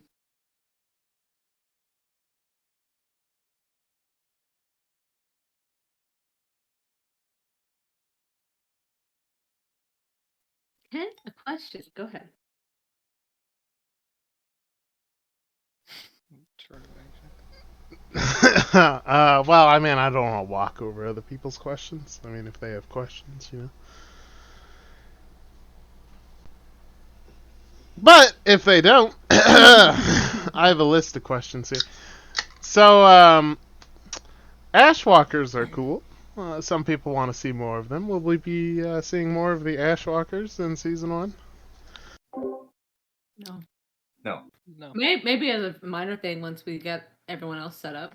Maybe we can prioritize. Like if our main factions are set up and the Ignomornium's working and everything's chooching, sure. Like we're very aware that would probably be the next thing you guys are interested in by the sounds of it. And it's So also it depends how players act. If you guys fucking team together and fucking try to learn about the Ashwalkers. You also or don't know what's respond to it, coming, so you might forget about the Ashwalkers Yeah. in like a few weeks. You might not like what you find though. They'd be like Ashwalkers, Smashwalkers. We gotta figure out this. I'm like, okay. I did have something kind of a bare bones plan of Ashwalkers if we had a gap to fill, but probably not season 1. They have a lore and they have a background that's set up one upon their creation that we know what to do with. And season 1 doesn't mean the end of like the I don't want to say random events, but events that are not related to the main story. We'll still have those. Main story events will probably be like what, Archon? Probably like once a month. Yeah. We'll be providing, like I said, for the people who just came in late, if you are only signing in for main story scheduled events, you're not gonna have a good time. Like everything, like those things are gonna be the amalgamation of everything that the players have been doing organically throughout the time in between. So I expect maybe like one big event a month that's like scheduled that is, the amalgamation of everything that's happened. But then we'll also be providing social events and mini events with those NPC factions that are main story. Like Alt's been providing. I don't think those are stopping. We'll still be doing events periodically that aren't directly tied in to the main story. Yeah, like we'll have like which one of them could be the Ashwalkers potentially. And there is potential for like the Withering Bloom, the Hungering One, Ratman, maybe Ansel pop up.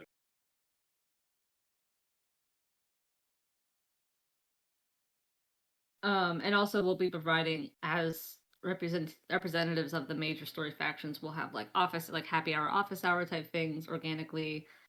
Always check like your look for RP. Like if I'm ever on with a NPC, even now I put on free for RP. And I have museum stuff. We have at least 2 events. So there's always going to be like mini events that aren't related. That's one of the main factions. Spoilers. The spoilers museums. I came on as a junior staffer. Okay, I had a plan to just hang out and talk about lore. Oh yeah, spoiler alert! Next season 1 does not involve the Ashwalkers as a major faction. But also remember it's a grim dark shard, so you might not like what you find. Careful what you wish for. No one is good except whatever faction I play. No, my people are. Well, my faction's way better. My faction's the only one that's going to save all these people. No. You'll know who to choose. It's pretty obvious it's me. My faction. I mean, with the reputation system, it'll probably be possible to gain rep with Ashwalkers and then just go buy runes off of that, or infused particulate, or Potentially. engineered filament, or whatever. We have All to these figure things are it definitely out. possible. Yeah. Yeah, It's as we all, yeah. expand the system, like if Ashwalkers get their own rep thing, you have a lot of rep, then you can learn Mhm. more about them. Like you could go visit an Yeah. NPC, we'll make an NPC to chat with you, or do an But event, first, we whatever. have to get it working on the things we need, and then Yep. and everything after that is like, yeah, we're aware you guys want to get reputation with Ashwalkers. Come time. You guys got to start with like negative 10,000 for Ashwalkers, though. You True, killed it. Yeah, you actually. guys have been horrible. True. Everyone with everyone's name in that book, that's what they're gonna be using. If you Yeah. signed your name, you're boned. Yeah. What's the next question? Can't raise his hand again.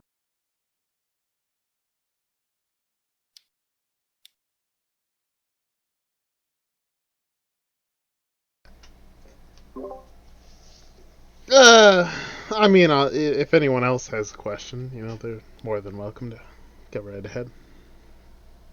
I do have a question prepped, though. Good. I'd like to touch on the sanctuary bonuses. I'm not going to name names, but some people AFK quite a bit. Presently and in the past for infusion bonuses, and we can't really blame these people because the mechanical systems in place encourage such behavior. I was wondering if staff have any plans to, modify upon this system to reward, active role players, and as opposed to rewarding people who AFK 24/7, 365. Yeah, we do. It's just kind of, again, we have a huge list and it's just getting to it. We would like to put more stock into the looking for and free for RP functions and stacking those with Sanctuary versus idling. We also have limited Sanctuary to certain areas, and we would like to make it more rotating and dynamic versus it's just a matter of programming and testing. Yeah, we've done things like you can't gain it if you're stealth somewhere. You have to be like in a public place. Is generally what they do. You can't we Doesn't have work in a house. No, it doesn't work in a house. So if you have a room in the tavern, you're not getting it. You have to be in like a public place that's accessible and not in stealth. So you're there and you're open to RP. And you're not an eyeball. Sure. Yeah, so there's like all these things we have to it's just it's on the list. That's all I can really say.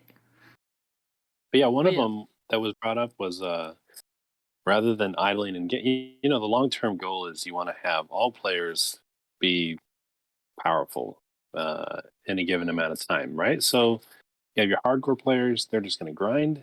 How do you balance that with the casual player that only gets on every once in a while? That's why we have automatically gaining infusion every hour, even if you're offline, as long as your account is not inactive. So one thing that we've talked about is bringing in like a rested system like World of Warcraft has, where as long as you're offline, that's ticking up in percentage. And then when you get back online, as you gain infusion, you'll get a bigger bump up to the normal daily cap. That way, if you're more casual, you're not on 24/7 idling, getting infusion.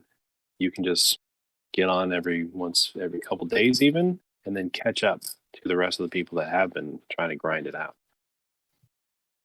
Not that that is actually being implemented, but we have discussed different options like that, and we're thinking about it.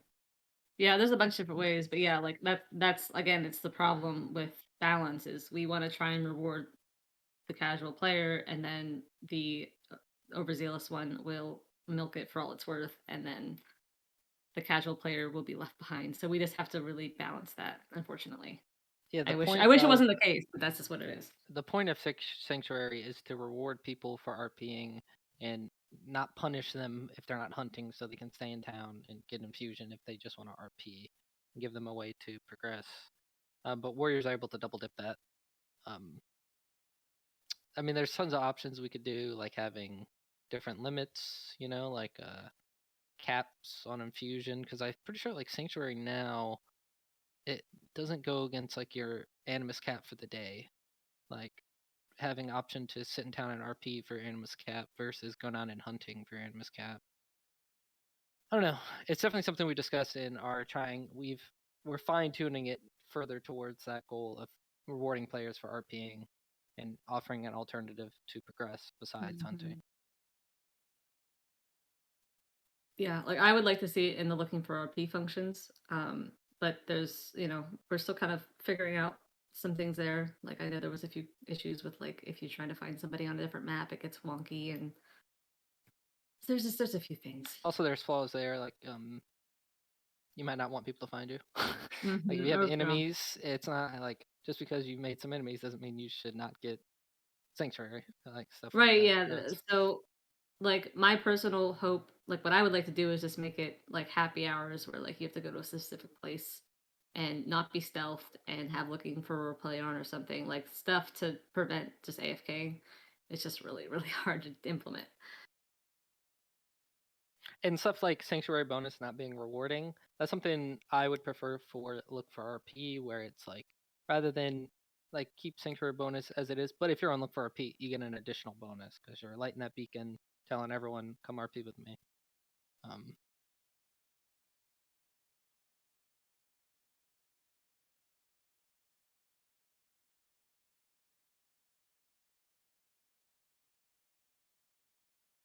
Also, maybe I don't know. We can talk about it more as a team. What's the next question?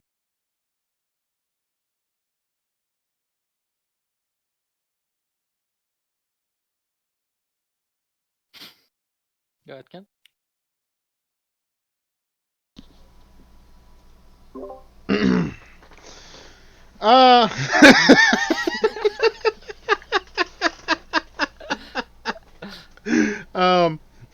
Real quick, we should probably rein it in. So like everyone has all these great ideas and suggestions, but like I said, we have all these. We agree with all of you, but we're really focused on crafting cleanup, allopathy, drugs, reputation, and then tweaking, enchanting, and magic. Like the stuff that's on our plate. Like if we could try and rein it into that, that'd be a much better use of your time.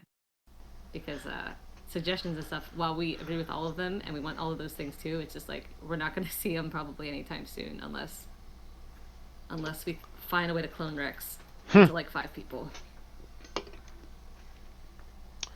Your question though. Yeah, my question. So, with regards, I'm gonna phrase this in an open-ended way to give you the greatest opportunity to get into exposition. Okay. With regards to the faction system in season 1, what are your plans, and in particular, do you have any plans to balance the scales between factions that reside in town, with the primary town currently being Fort Presidium, versus your out-of-town factions who receive, a number of benefits, such as like a large area and access to the pioneering system? Balancing how? What are you looking for? Yeah, you're looking just because you can't build stuff, or? Yeah, sort of the balance of the scales between, all the opportunities that the pioneering system offers factions, particularly the extremely large plot available to out-of-town factions. Yeah.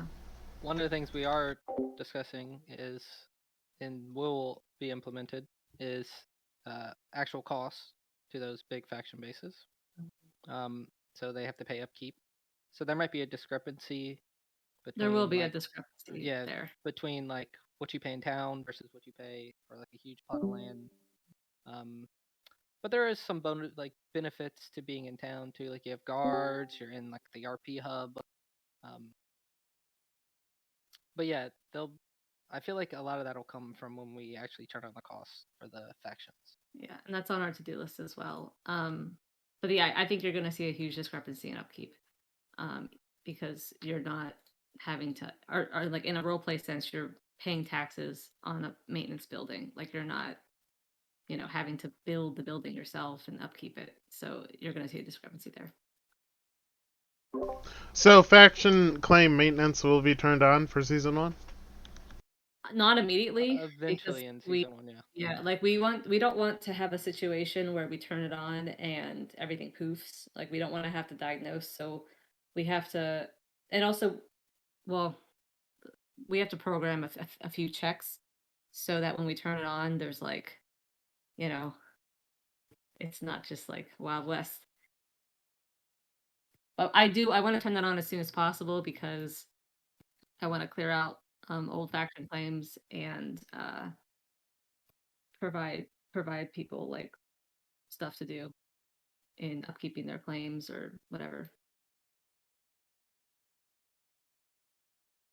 Thank you Domino's very question: much. drug withdrawals and long-term addiction consequences. We'll be.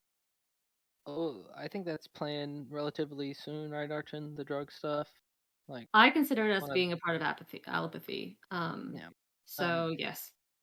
So the system. I mean, I have to get further in the details with Rex, and we have to discuss it, how it's going to function on the code end. But the drugs are going to be like completely overhauled of like their effects, what they do. The goal is to make the withdrawals much more serious, make the addiction an actual mechanic in which it's something you actually have to be aware of currently. I mean, I use drugs all the time. I don't got to worry about them ever. So we also want to make them more rewarding too. And one of the things is I currently use one drug and that's it. You get the effect. New system, you can use like a shit ton of whatever, and the bonuses continue to stack. But as they stack, you'll get diminishing returns. You'll build tolerance to the drug.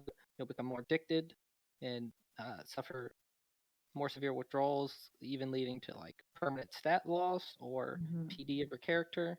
There'll be ways to withdraw safely with the aid of a doctor. So yeah, it's still up in the air, but those are the goals going in. We really want to make long-term effects. Yeah. Well, it could also include, getting minor injuries off of for your recovery, and then at the end of like right now, minor injuries they just go away, they disappear when they heal. That's going to be changed where they might heal or they might turn into a worse. Oh yeah, for not related to drugs, just how the but allopathy major is allopathy. Yeah. Yeah, me and Rex and Co, like we've had allopathy mapped out for a bit, but major injuries are also going to have a more like you have to visit a doctor, and otherwise you are going to be suffering more than you're going to have some sort of permanent, like if you get a major injury, now you're not going to get a major injury doing your normal PvP or PvP, yes maybe, but if you get a major injury, it's going to be major, and you're going to have to get it treated. Otherwise, you're going to have to be, hopefully, how I intend it to be, you're going to be suffering from some sort of permanent debuff until you do. There will be there will be things like you can't mechanically run, you can't mechanically cast or speak, you can't hold a sword, like depending on where you're injured, where you're broken. And so while those effects may wear off, the stat effects may linger. And then like what Rex was saying, like if you have a more physical injury that's more like an infected wound or an open wound or hematoma, if that's not addressed, maybe it'll get better, but maybe it'll get worse, and you'll have the same problems with needing to get it addressed. But this is also to give another level of incapacitating each other without jumping straight to PT. So if you find a mage and you break their jaw, they can't just teleport away or whatever when they're up. Or if you're a mage and you're getting assaulted by a warrior, you can break their legs to get away, like that kind of stuff, without immediately going to PD. Yeah, you have to KO them before you're able to do this. Right, of course. You wouldn't be running away after you KO the warrior. It's also like an alternative to PDing someone. I know a lot of people are afraid of like, you KO someone, you want to take them to their. I mean, we saw it a lot early. You want to take them to their base, do some RP, maybe do an execution on them rather than just PD them on the spot, or imprison them and let them go. But a lot of times they'll just get up and run. So a lot of the major injuries are geared to ensure that like once you're KO'd, you're out of the fight once they wound you. This also gives us a tool that's fair. Like if you're at an event with Vic and you're talking smack, they might break your jaw. And it's not a staffer, it's not a staffer like lording their power over you. It's something that you could do right back, and it's something that another player then can help you address. So it's to encourage, just having more tools for role play and for stakes. When will milk be fixed? I have to talk to Rex about that. It was brought to my attention today. I mean, I think it's been mentioned before. It's been mentioned before, but I have to. I didn't have it written out before to know. It's to answer your question. I know, Rex. Milk is broke. No one told us. It's based on. I just found this out today, so it must be new. I was sprinting today, and I was like, "Why is my sprint only 3 seconds?" If you're in combat, your sprint is lower, and it depends on your armor class, obviously. But like for light, when I was in combat, it was 3.5 seconds. Out of combat, it was 8 seconds. And I assume for heavy, it's like 2 seconds in combat or something.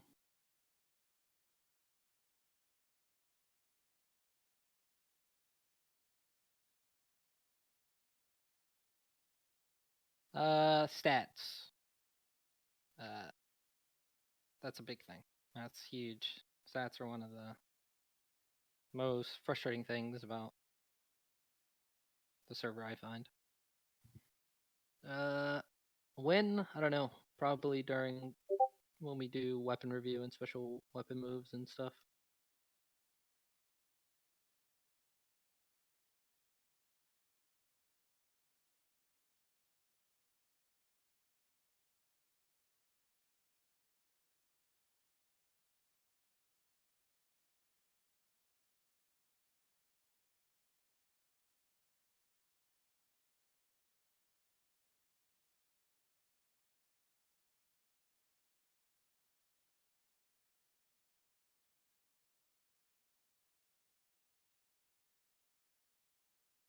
Yeah, anywhere the frozen prop is used, I need to go through and change that to a more appropriate, like whatever the root prop or paralyzed, but not frozen, because the frozen puts you in a little ice cube for a moment. There are stat caps.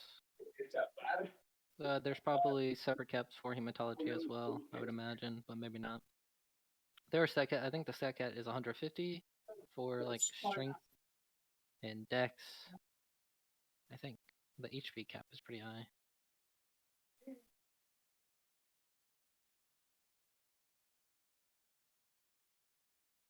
You might be able to, for hematology,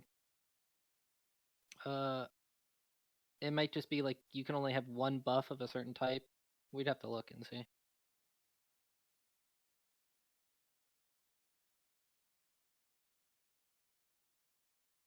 We'll address that in hematology review. Mm-hmm. Freezing. Will players get freezing? Maybe. I don't know. Currently, it's only for NPCs. And Archmagic can freeze people. Mm-hmm. Well, true, yeah. And mages.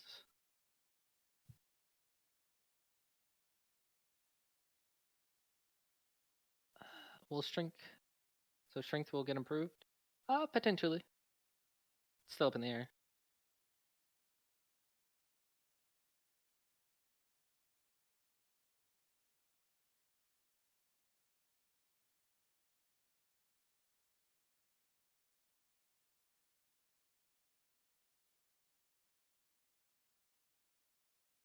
So we don't know what changes are going to be removed and like we're not in hematology yet. And Ashford, you'll be on the front line. I don't know, Ashford. That's for whenever we're going to be doing that together. We're not.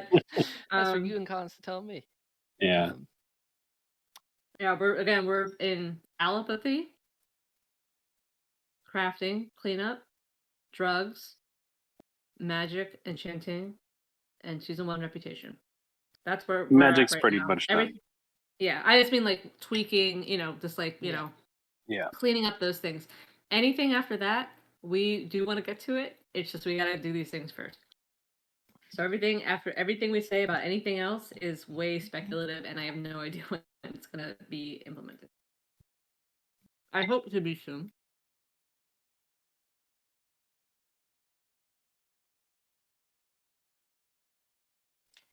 All right, Kent. Go ahead, Kent.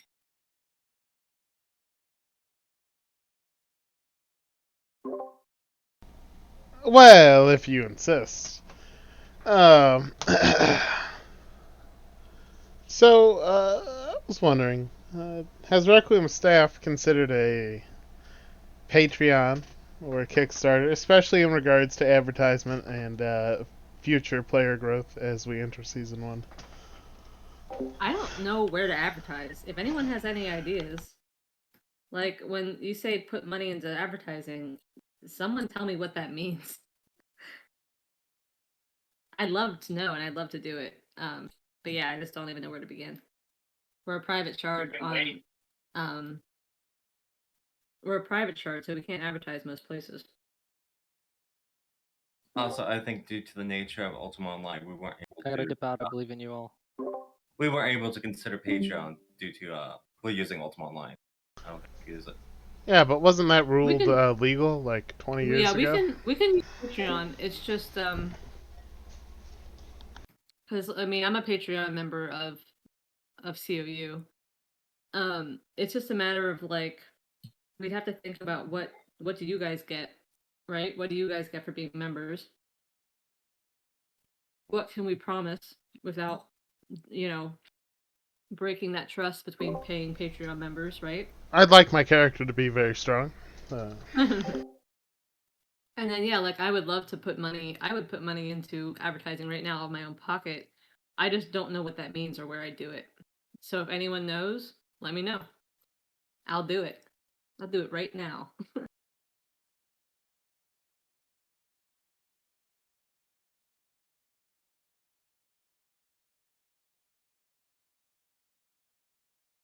But also, UO is a very esoteric system. So like in regards to new players and player retention and stuff, I mean, word of mouth is always the best way to get people into UO because it's such an archaic system.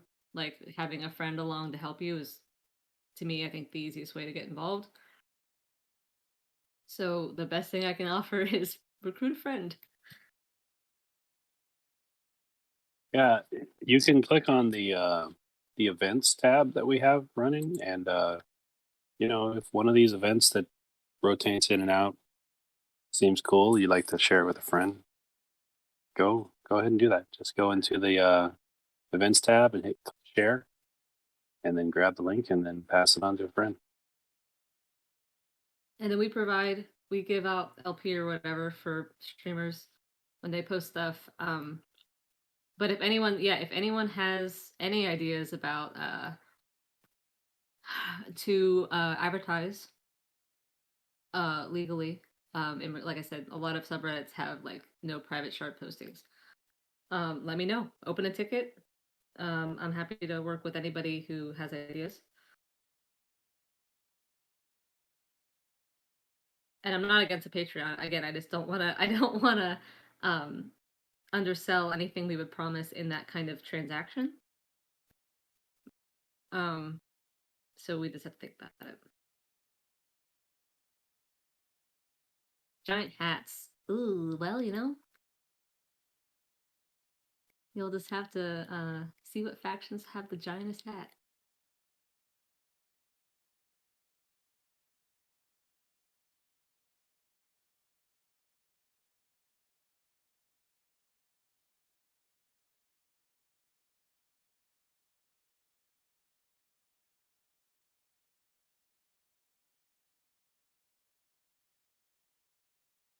To your question, Bill, I mean, I don't think hopefully it doesn't stay niche.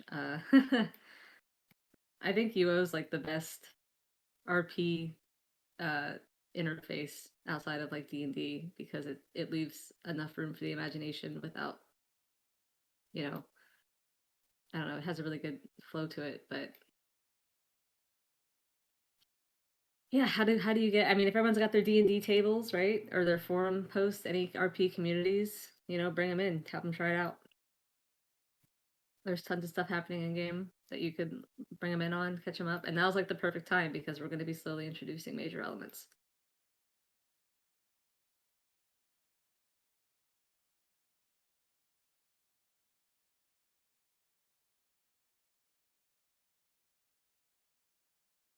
Anyone else got any questions?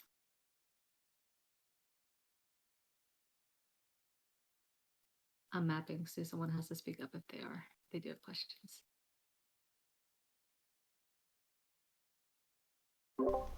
I have a question. Okay, I knew it was going to be you. Kent, speak up. Well, I was wondering, are there any plans currently to add more steps between a knockout and a PD? Presently in the system as it stands, PDing is pretty much the only major consequence. PD or Providence, whatever, however you want to phrase it, is the only major consequence employable by whoever finds themselves victor of a PvP type situation. Where murderers and the You can, as soon as you start to kill someone, you can literally just choose to give them an injury instead. Yeah, so I was going to touch on that. You can indeed give someone an injury, but currently injuries are essentially a meme where you can just wait them off. Right. There's no lasting consequence that you can give someone except PD. You must have been AFK for the major injury discussion we just had a bit ago. Oh yeah, I'm aware you Did have I plans. You have plans with major injuries, but besides major injuries, is there any plan for consequences? You're gonna have to suggest what are you hoping there is that isn't. You want to incapacitate somebody without violence? Oh well, I mean, there's a lot of shit in between those two things. I mean, there's dry looting, just within what's within the mechanical limits presently. You could dry loot someone, but that's against server rules. You could inflict permanent stat debuffs. I mean, that kind of gets into the major injury clause, major injuries, yeah. But major injuries can be healed. But whereas a PD cannot be healed, so yeah, I mean, it's can really you tricky inflict injuries that can't be healed? Not currently, but I mean, major injuries are hopefully going to be pretty. Let's say hypothetically, someone is, I'm playing character A, and then character B comes up, and he's talking mad shit, so to speak, and then my character A, wants to cut their tongue out. I played a different UORP server where being mute was a character trait. Now, have you guys considered, implementation of, for instance, cutting someone's tongue out and making them mute? The issue with that kind of tool is it's on paper it sounds great, and with a group of responsible players it's great. It just gets murky. I think if right now, yeah, like what Donna said, if you had that an altercation in game and they consented to that, we would probably immediately hop in and help you accomplish it. But yeah, but we are in UORP, so it's no one would ever consent to that because people, as we all know, get just have a tendency to slightly get just a tad bit over attached to their characters. No one's gonna consent to that. Right. So imagine how upset they would be if we had that as a mechanic without their consent. Right, but the alternative you can say about PD and stuff. I understand that. The alternative is permanent death, right? So it's kind of a forced 0 to 100 upon the victor of combat. Right. There's going to be major injuries for that in between. which they will Yeah, but provide those will just go permanent away. stat stuff until upgraded. No, they won't. okay. That's what we're saying. They like the initial like the inability to cast or sprint, for example, like those type of injuries, that piece will wear off over time. And by time, I don't mean like a day or a few hours. That will eventually wear off if you really can't find help, but you will have permanent debuffs to your person until you get it addressed.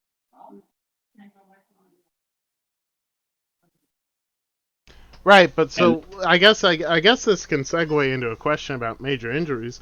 Let's say I'm playing character A, and character B comes up and he whoops my ass thoroughly.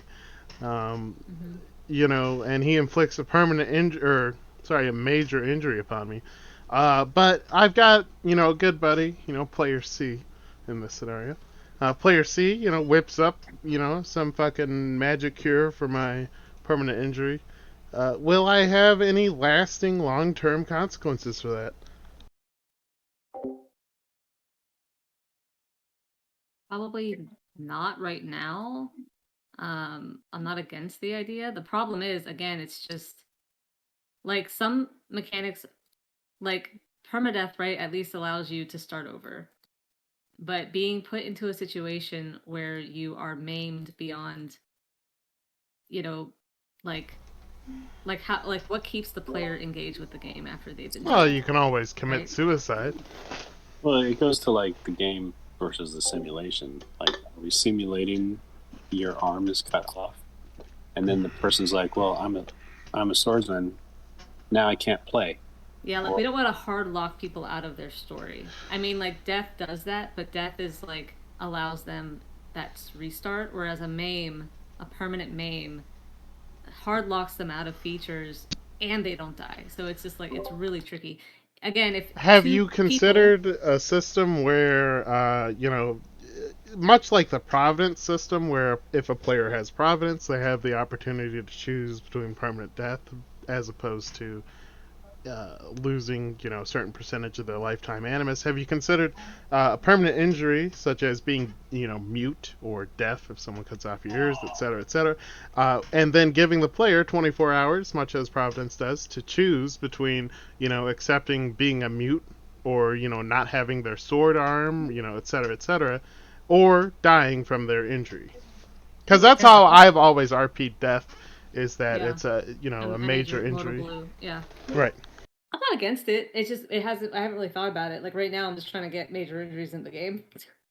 The nuance of how of like varying degrees like that of like permanent maiming and how Providence could play into it. I'm not against exploring those ideas. It's just haven't got a chance to think about that yet.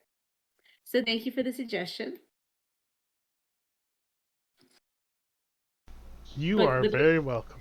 The thing is like the thing about maiming is just that though. It's just like PDing somebody, they start over.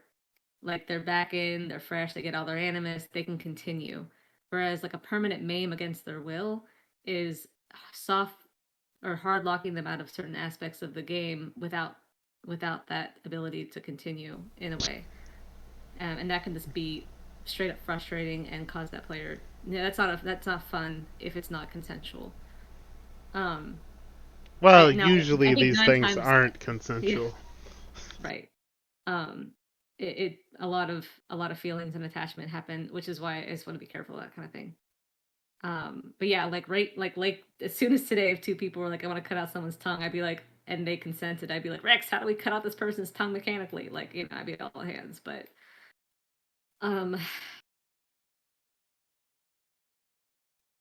yeah, I mean, to Donna's point, we're all adults, like check in with each other during conflict. Are they though? Have you ever played Requiem? We're all legally of age to say we're adults. And so there's nothing stopping you from getting in a party chat and talking about the consequences and such. I understand that that's not always going to happen. But yeah, right now I've tried that classic Staffman's ruse. That doesn't always work out. I can attest that yes, in areas of conflicts, you have reached out to certain parties and gotten in a ticket with them. But yeah. So right now, permanent maiming, not right now. But I like the idea of providence and all that stuff. It's just you got to be careful. But I hope major injuries bridges the gap between stakes, and it provides stakes to be raised without major lasting consequences.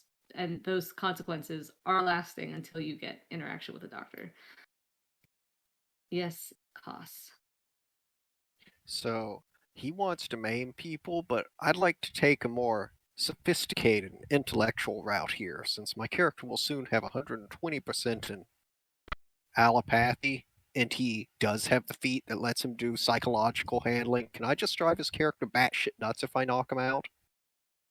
I mean, you and him can do RP right now to do that kind of RP. You can Yes, gaslight yes, somebody. but I want to force gaslight him by waving a pocket watch in front of his eyes for a few minutes.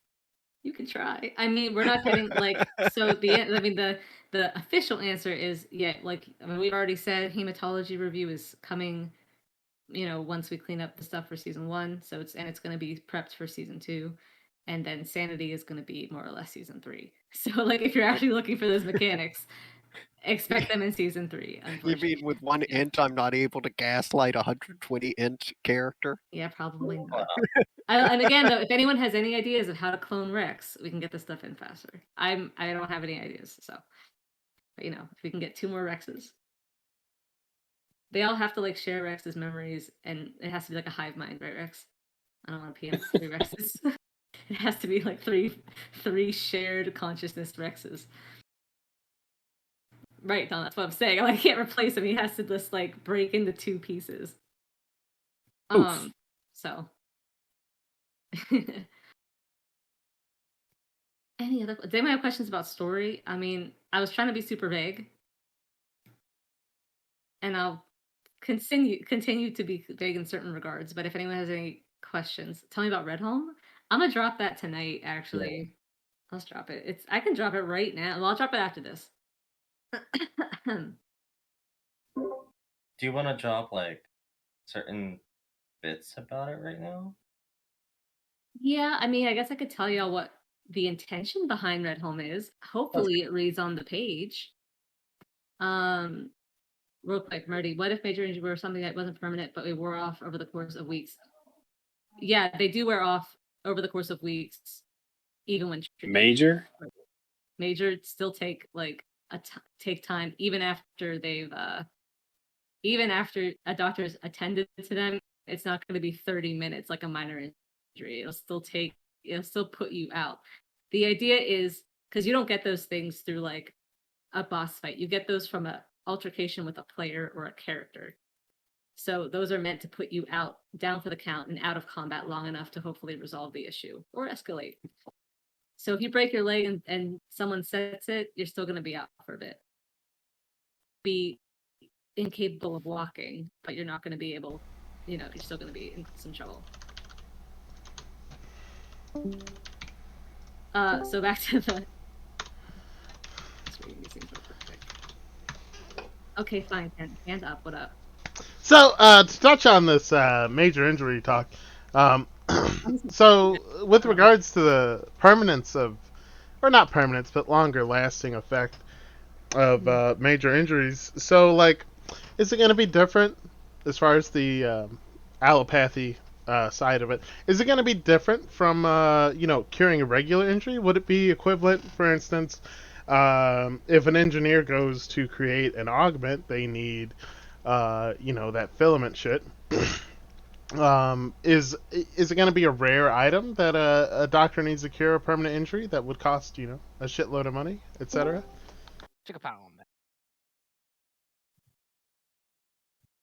Sorry, I kind of zoned out.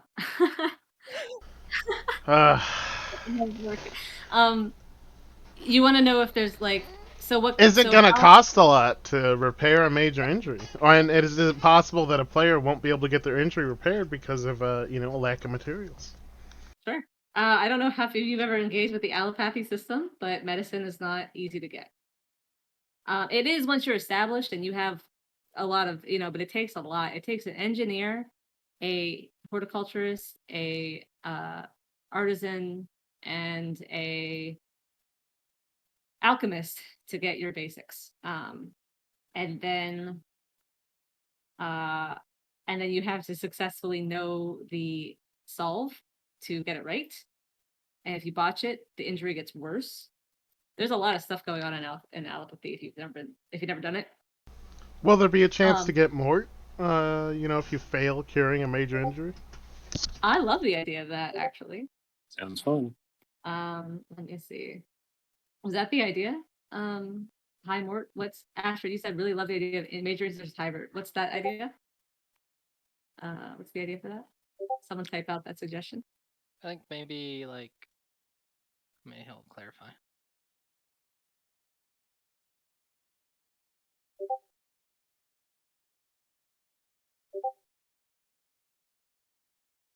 But how I have them mapped out. So if you ever have been into the allopathy system, you'll notice there is a ton of solves and treatments that aren't used in the minor injuries.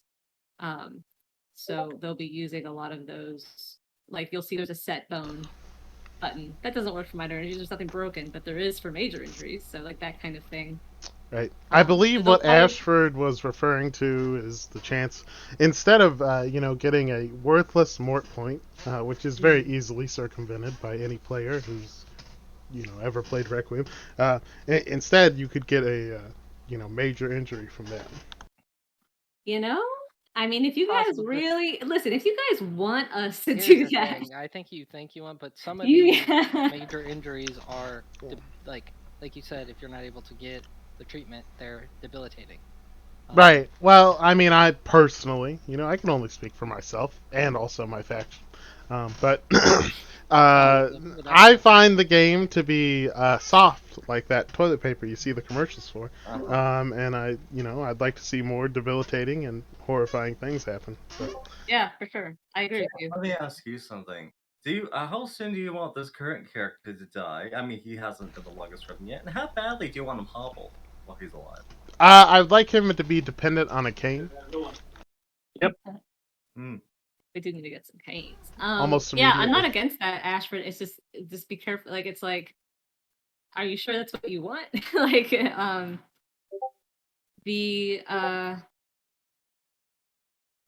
like, I mean, we haven't programmed it and discussed it, but like my initial pitch, or we've discussed it, but we haven't me and Rex haven't sat down and put these in. Like, I plan on having, even if the best doctor heals you, like with doctor intervention, a major injury is still going to take like 3 days to heal.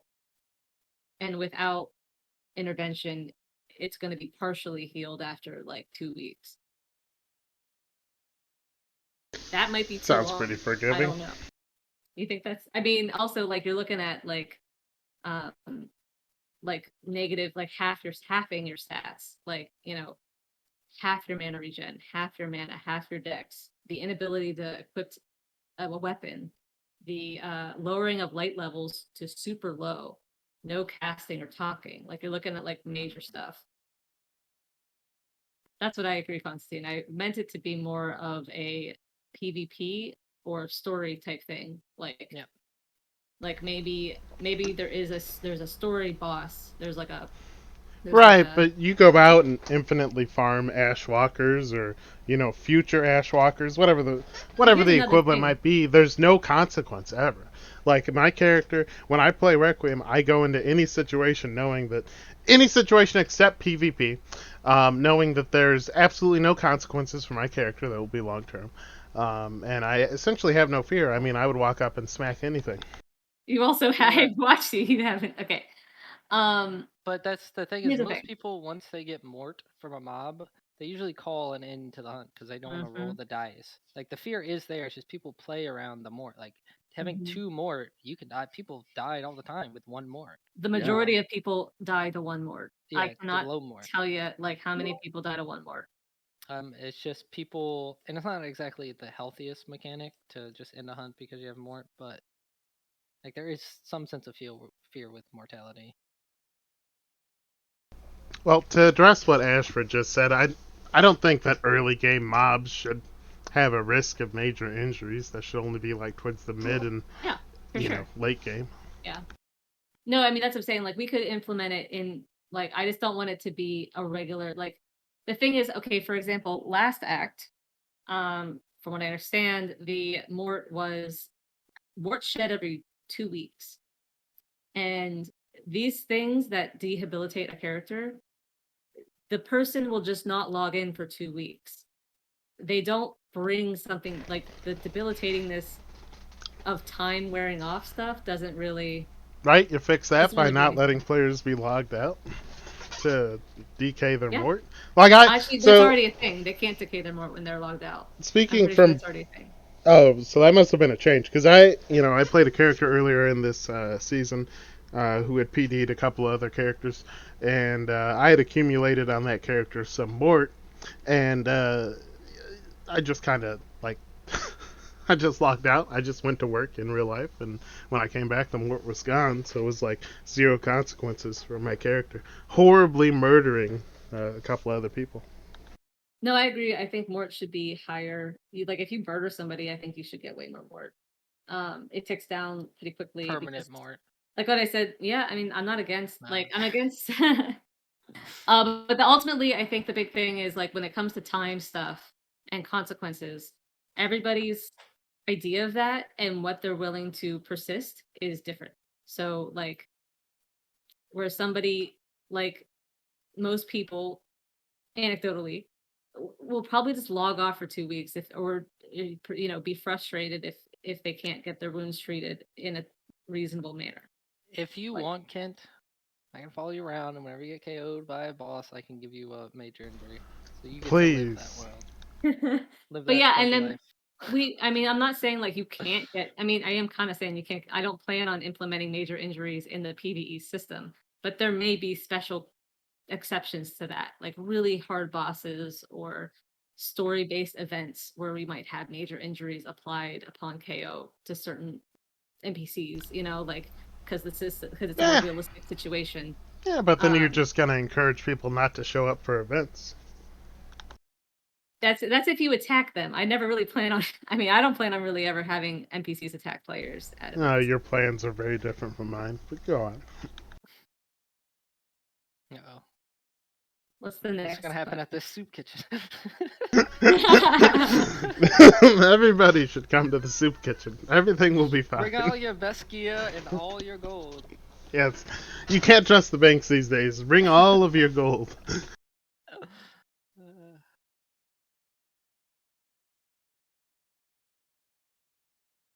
Do we have any questions? Donna is still waiting to hear about Red Home. Red Home. You sure you know about Red Home? Red Home. Archon doesn't even know about Red Home. Yeah, what do I fucking know? So and actually it is gonna be, I do recommend everyone read Red Home. I don't know how well it's gonna read on the page, okay? My eyes are bleeding from all the shit. But hopefully the Red Home gives you an idea of like we're in such a small piece of the world. Like we are in such a small area and the world is massive. And so like it's important to note that because we're just specks in the world compared to everything else going on. And so hopefully Red Home kind of explains how just the disparity between what you guys are existing through versus what they are versus what everyone else is. I hope it kind of shows you like the power dynamics of the prelacy and how they actually function in society. And also the government is going to be talking more about that. And Red Home also has a lot of like medicine and science, like where Tor was the capital, and there's a lot of different sections of industry throughout the Vitavius is so massive. Red Home's angle is science and technology, specifically medicine, because you'll see that there's stuff that happened there that made them kind of redirect their venture capital. Yeah, so hopefully you just see kind of like wealth disparity and out of touchness from our capital. We're talking about this. Have we talked about the Sentinel? The Republic Sentinels dropping this week. Well, When like is the Penitence Valley open? It's probably gonna open. It's probably gonna be like the second or third big major event.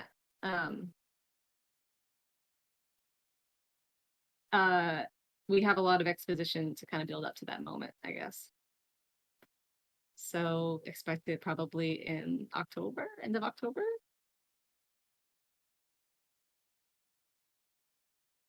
Like, because there's, I want to have certain things in by then, but there's going to be a lot of stuff happening in between right now. Like I said, Ignomordium, Museum, Reputation, Exposition. but to We do need more Fearlessly players, Ashford. We do. True. Class Warfare is so good, and it's alive and well in Red Home. So I miss it so much. I put it in there. Ace Up Fable has a question. When will Penitence Valley open? Yeah, I just said that She just said in like yeah. 6 weeks. Public Sentinel Archon. Okay. You were talking about specs. I think it's Ooh, important. I have a whole. It's funny. You read Red Home, and it starts with like, yeah, there's like mountains, and like, yeah, and then I'm like, oh, let me tell you about the Sentinel. You can tell where Well- I'm excited. Well, it's like like the point of the Sentinel. Now, tell me if you already went over this, or you don't want to reveal anything. It's because you're just like the world is alive around you and stuff is happening. The Republic Sentinel will be filling you in about what's going on outside of the first province, the changes, everything that's happening, how the world is changing around you. Yeah, and like it's also like the Republic Sentinel is kind of going to be it's kind of a tool to mirror what's happening on the ground. Like you guys, again, you guys are just like minor individuals in a huge world, right? But you kind of represent the ants. your You're ants. nothing. Your ants on the back of Why are but you even also playing? Just quit. you're nothing. But the thing is, you are like the average person, right? You're like the average person experiencing this world. So hopefully, my intention with the Republic Sentinel is to have a lot of parallels between what's happening and what you guys are doing, ripple effect into the macro. So, like, if you are helping certain NPCs or you are agreeing with certain ideologies, that kind of will parallel the average public sentiment of like the average person elsewhere to cause. So you'll kind of see those effects happen in the Sentinel, if that makes sense. Also, you might see just fluff, just to kind of give you an idea of how horrible this world is. And then you also might see like just all sorts of stuff. Things can come into play. We might introduce characters. We might introduce clues. We might have people show up for that we've been writing about in the Sentinel. It's all, again, everything is kind of modular to react to what you guys decide to do. That's the big goal. Also, the ads are dope as fuck. Sorry, swearing. Dope as heck. Dope as heck. Gonna have to censor this on my recording. They're very funny. They're amazing. But yeah, I'll drop it after this. I'll drop it after this, and I'll also have a poll. I'll just start doing that right now, actually. We've kind of meandered into being done, so I'll just start. Yeah, I think Kent's all done with questions. Like he's finally. It will never be done, so I'm just gonna start working on things. Yes, we are now approaching the 7th hour of the Jerry Lewis telethon. We better wrap this up before it starts to haywire. We're officially done, but I'm hanging, and I'm just gonna be dropping this stuff in the OOC announcements. So just hang with us. Are you putting the lore up today? Yeah, if we're done, everyone can just unmute and stuff. You can unmute in this banter. We're all done. Feel free to say and do whatever you want.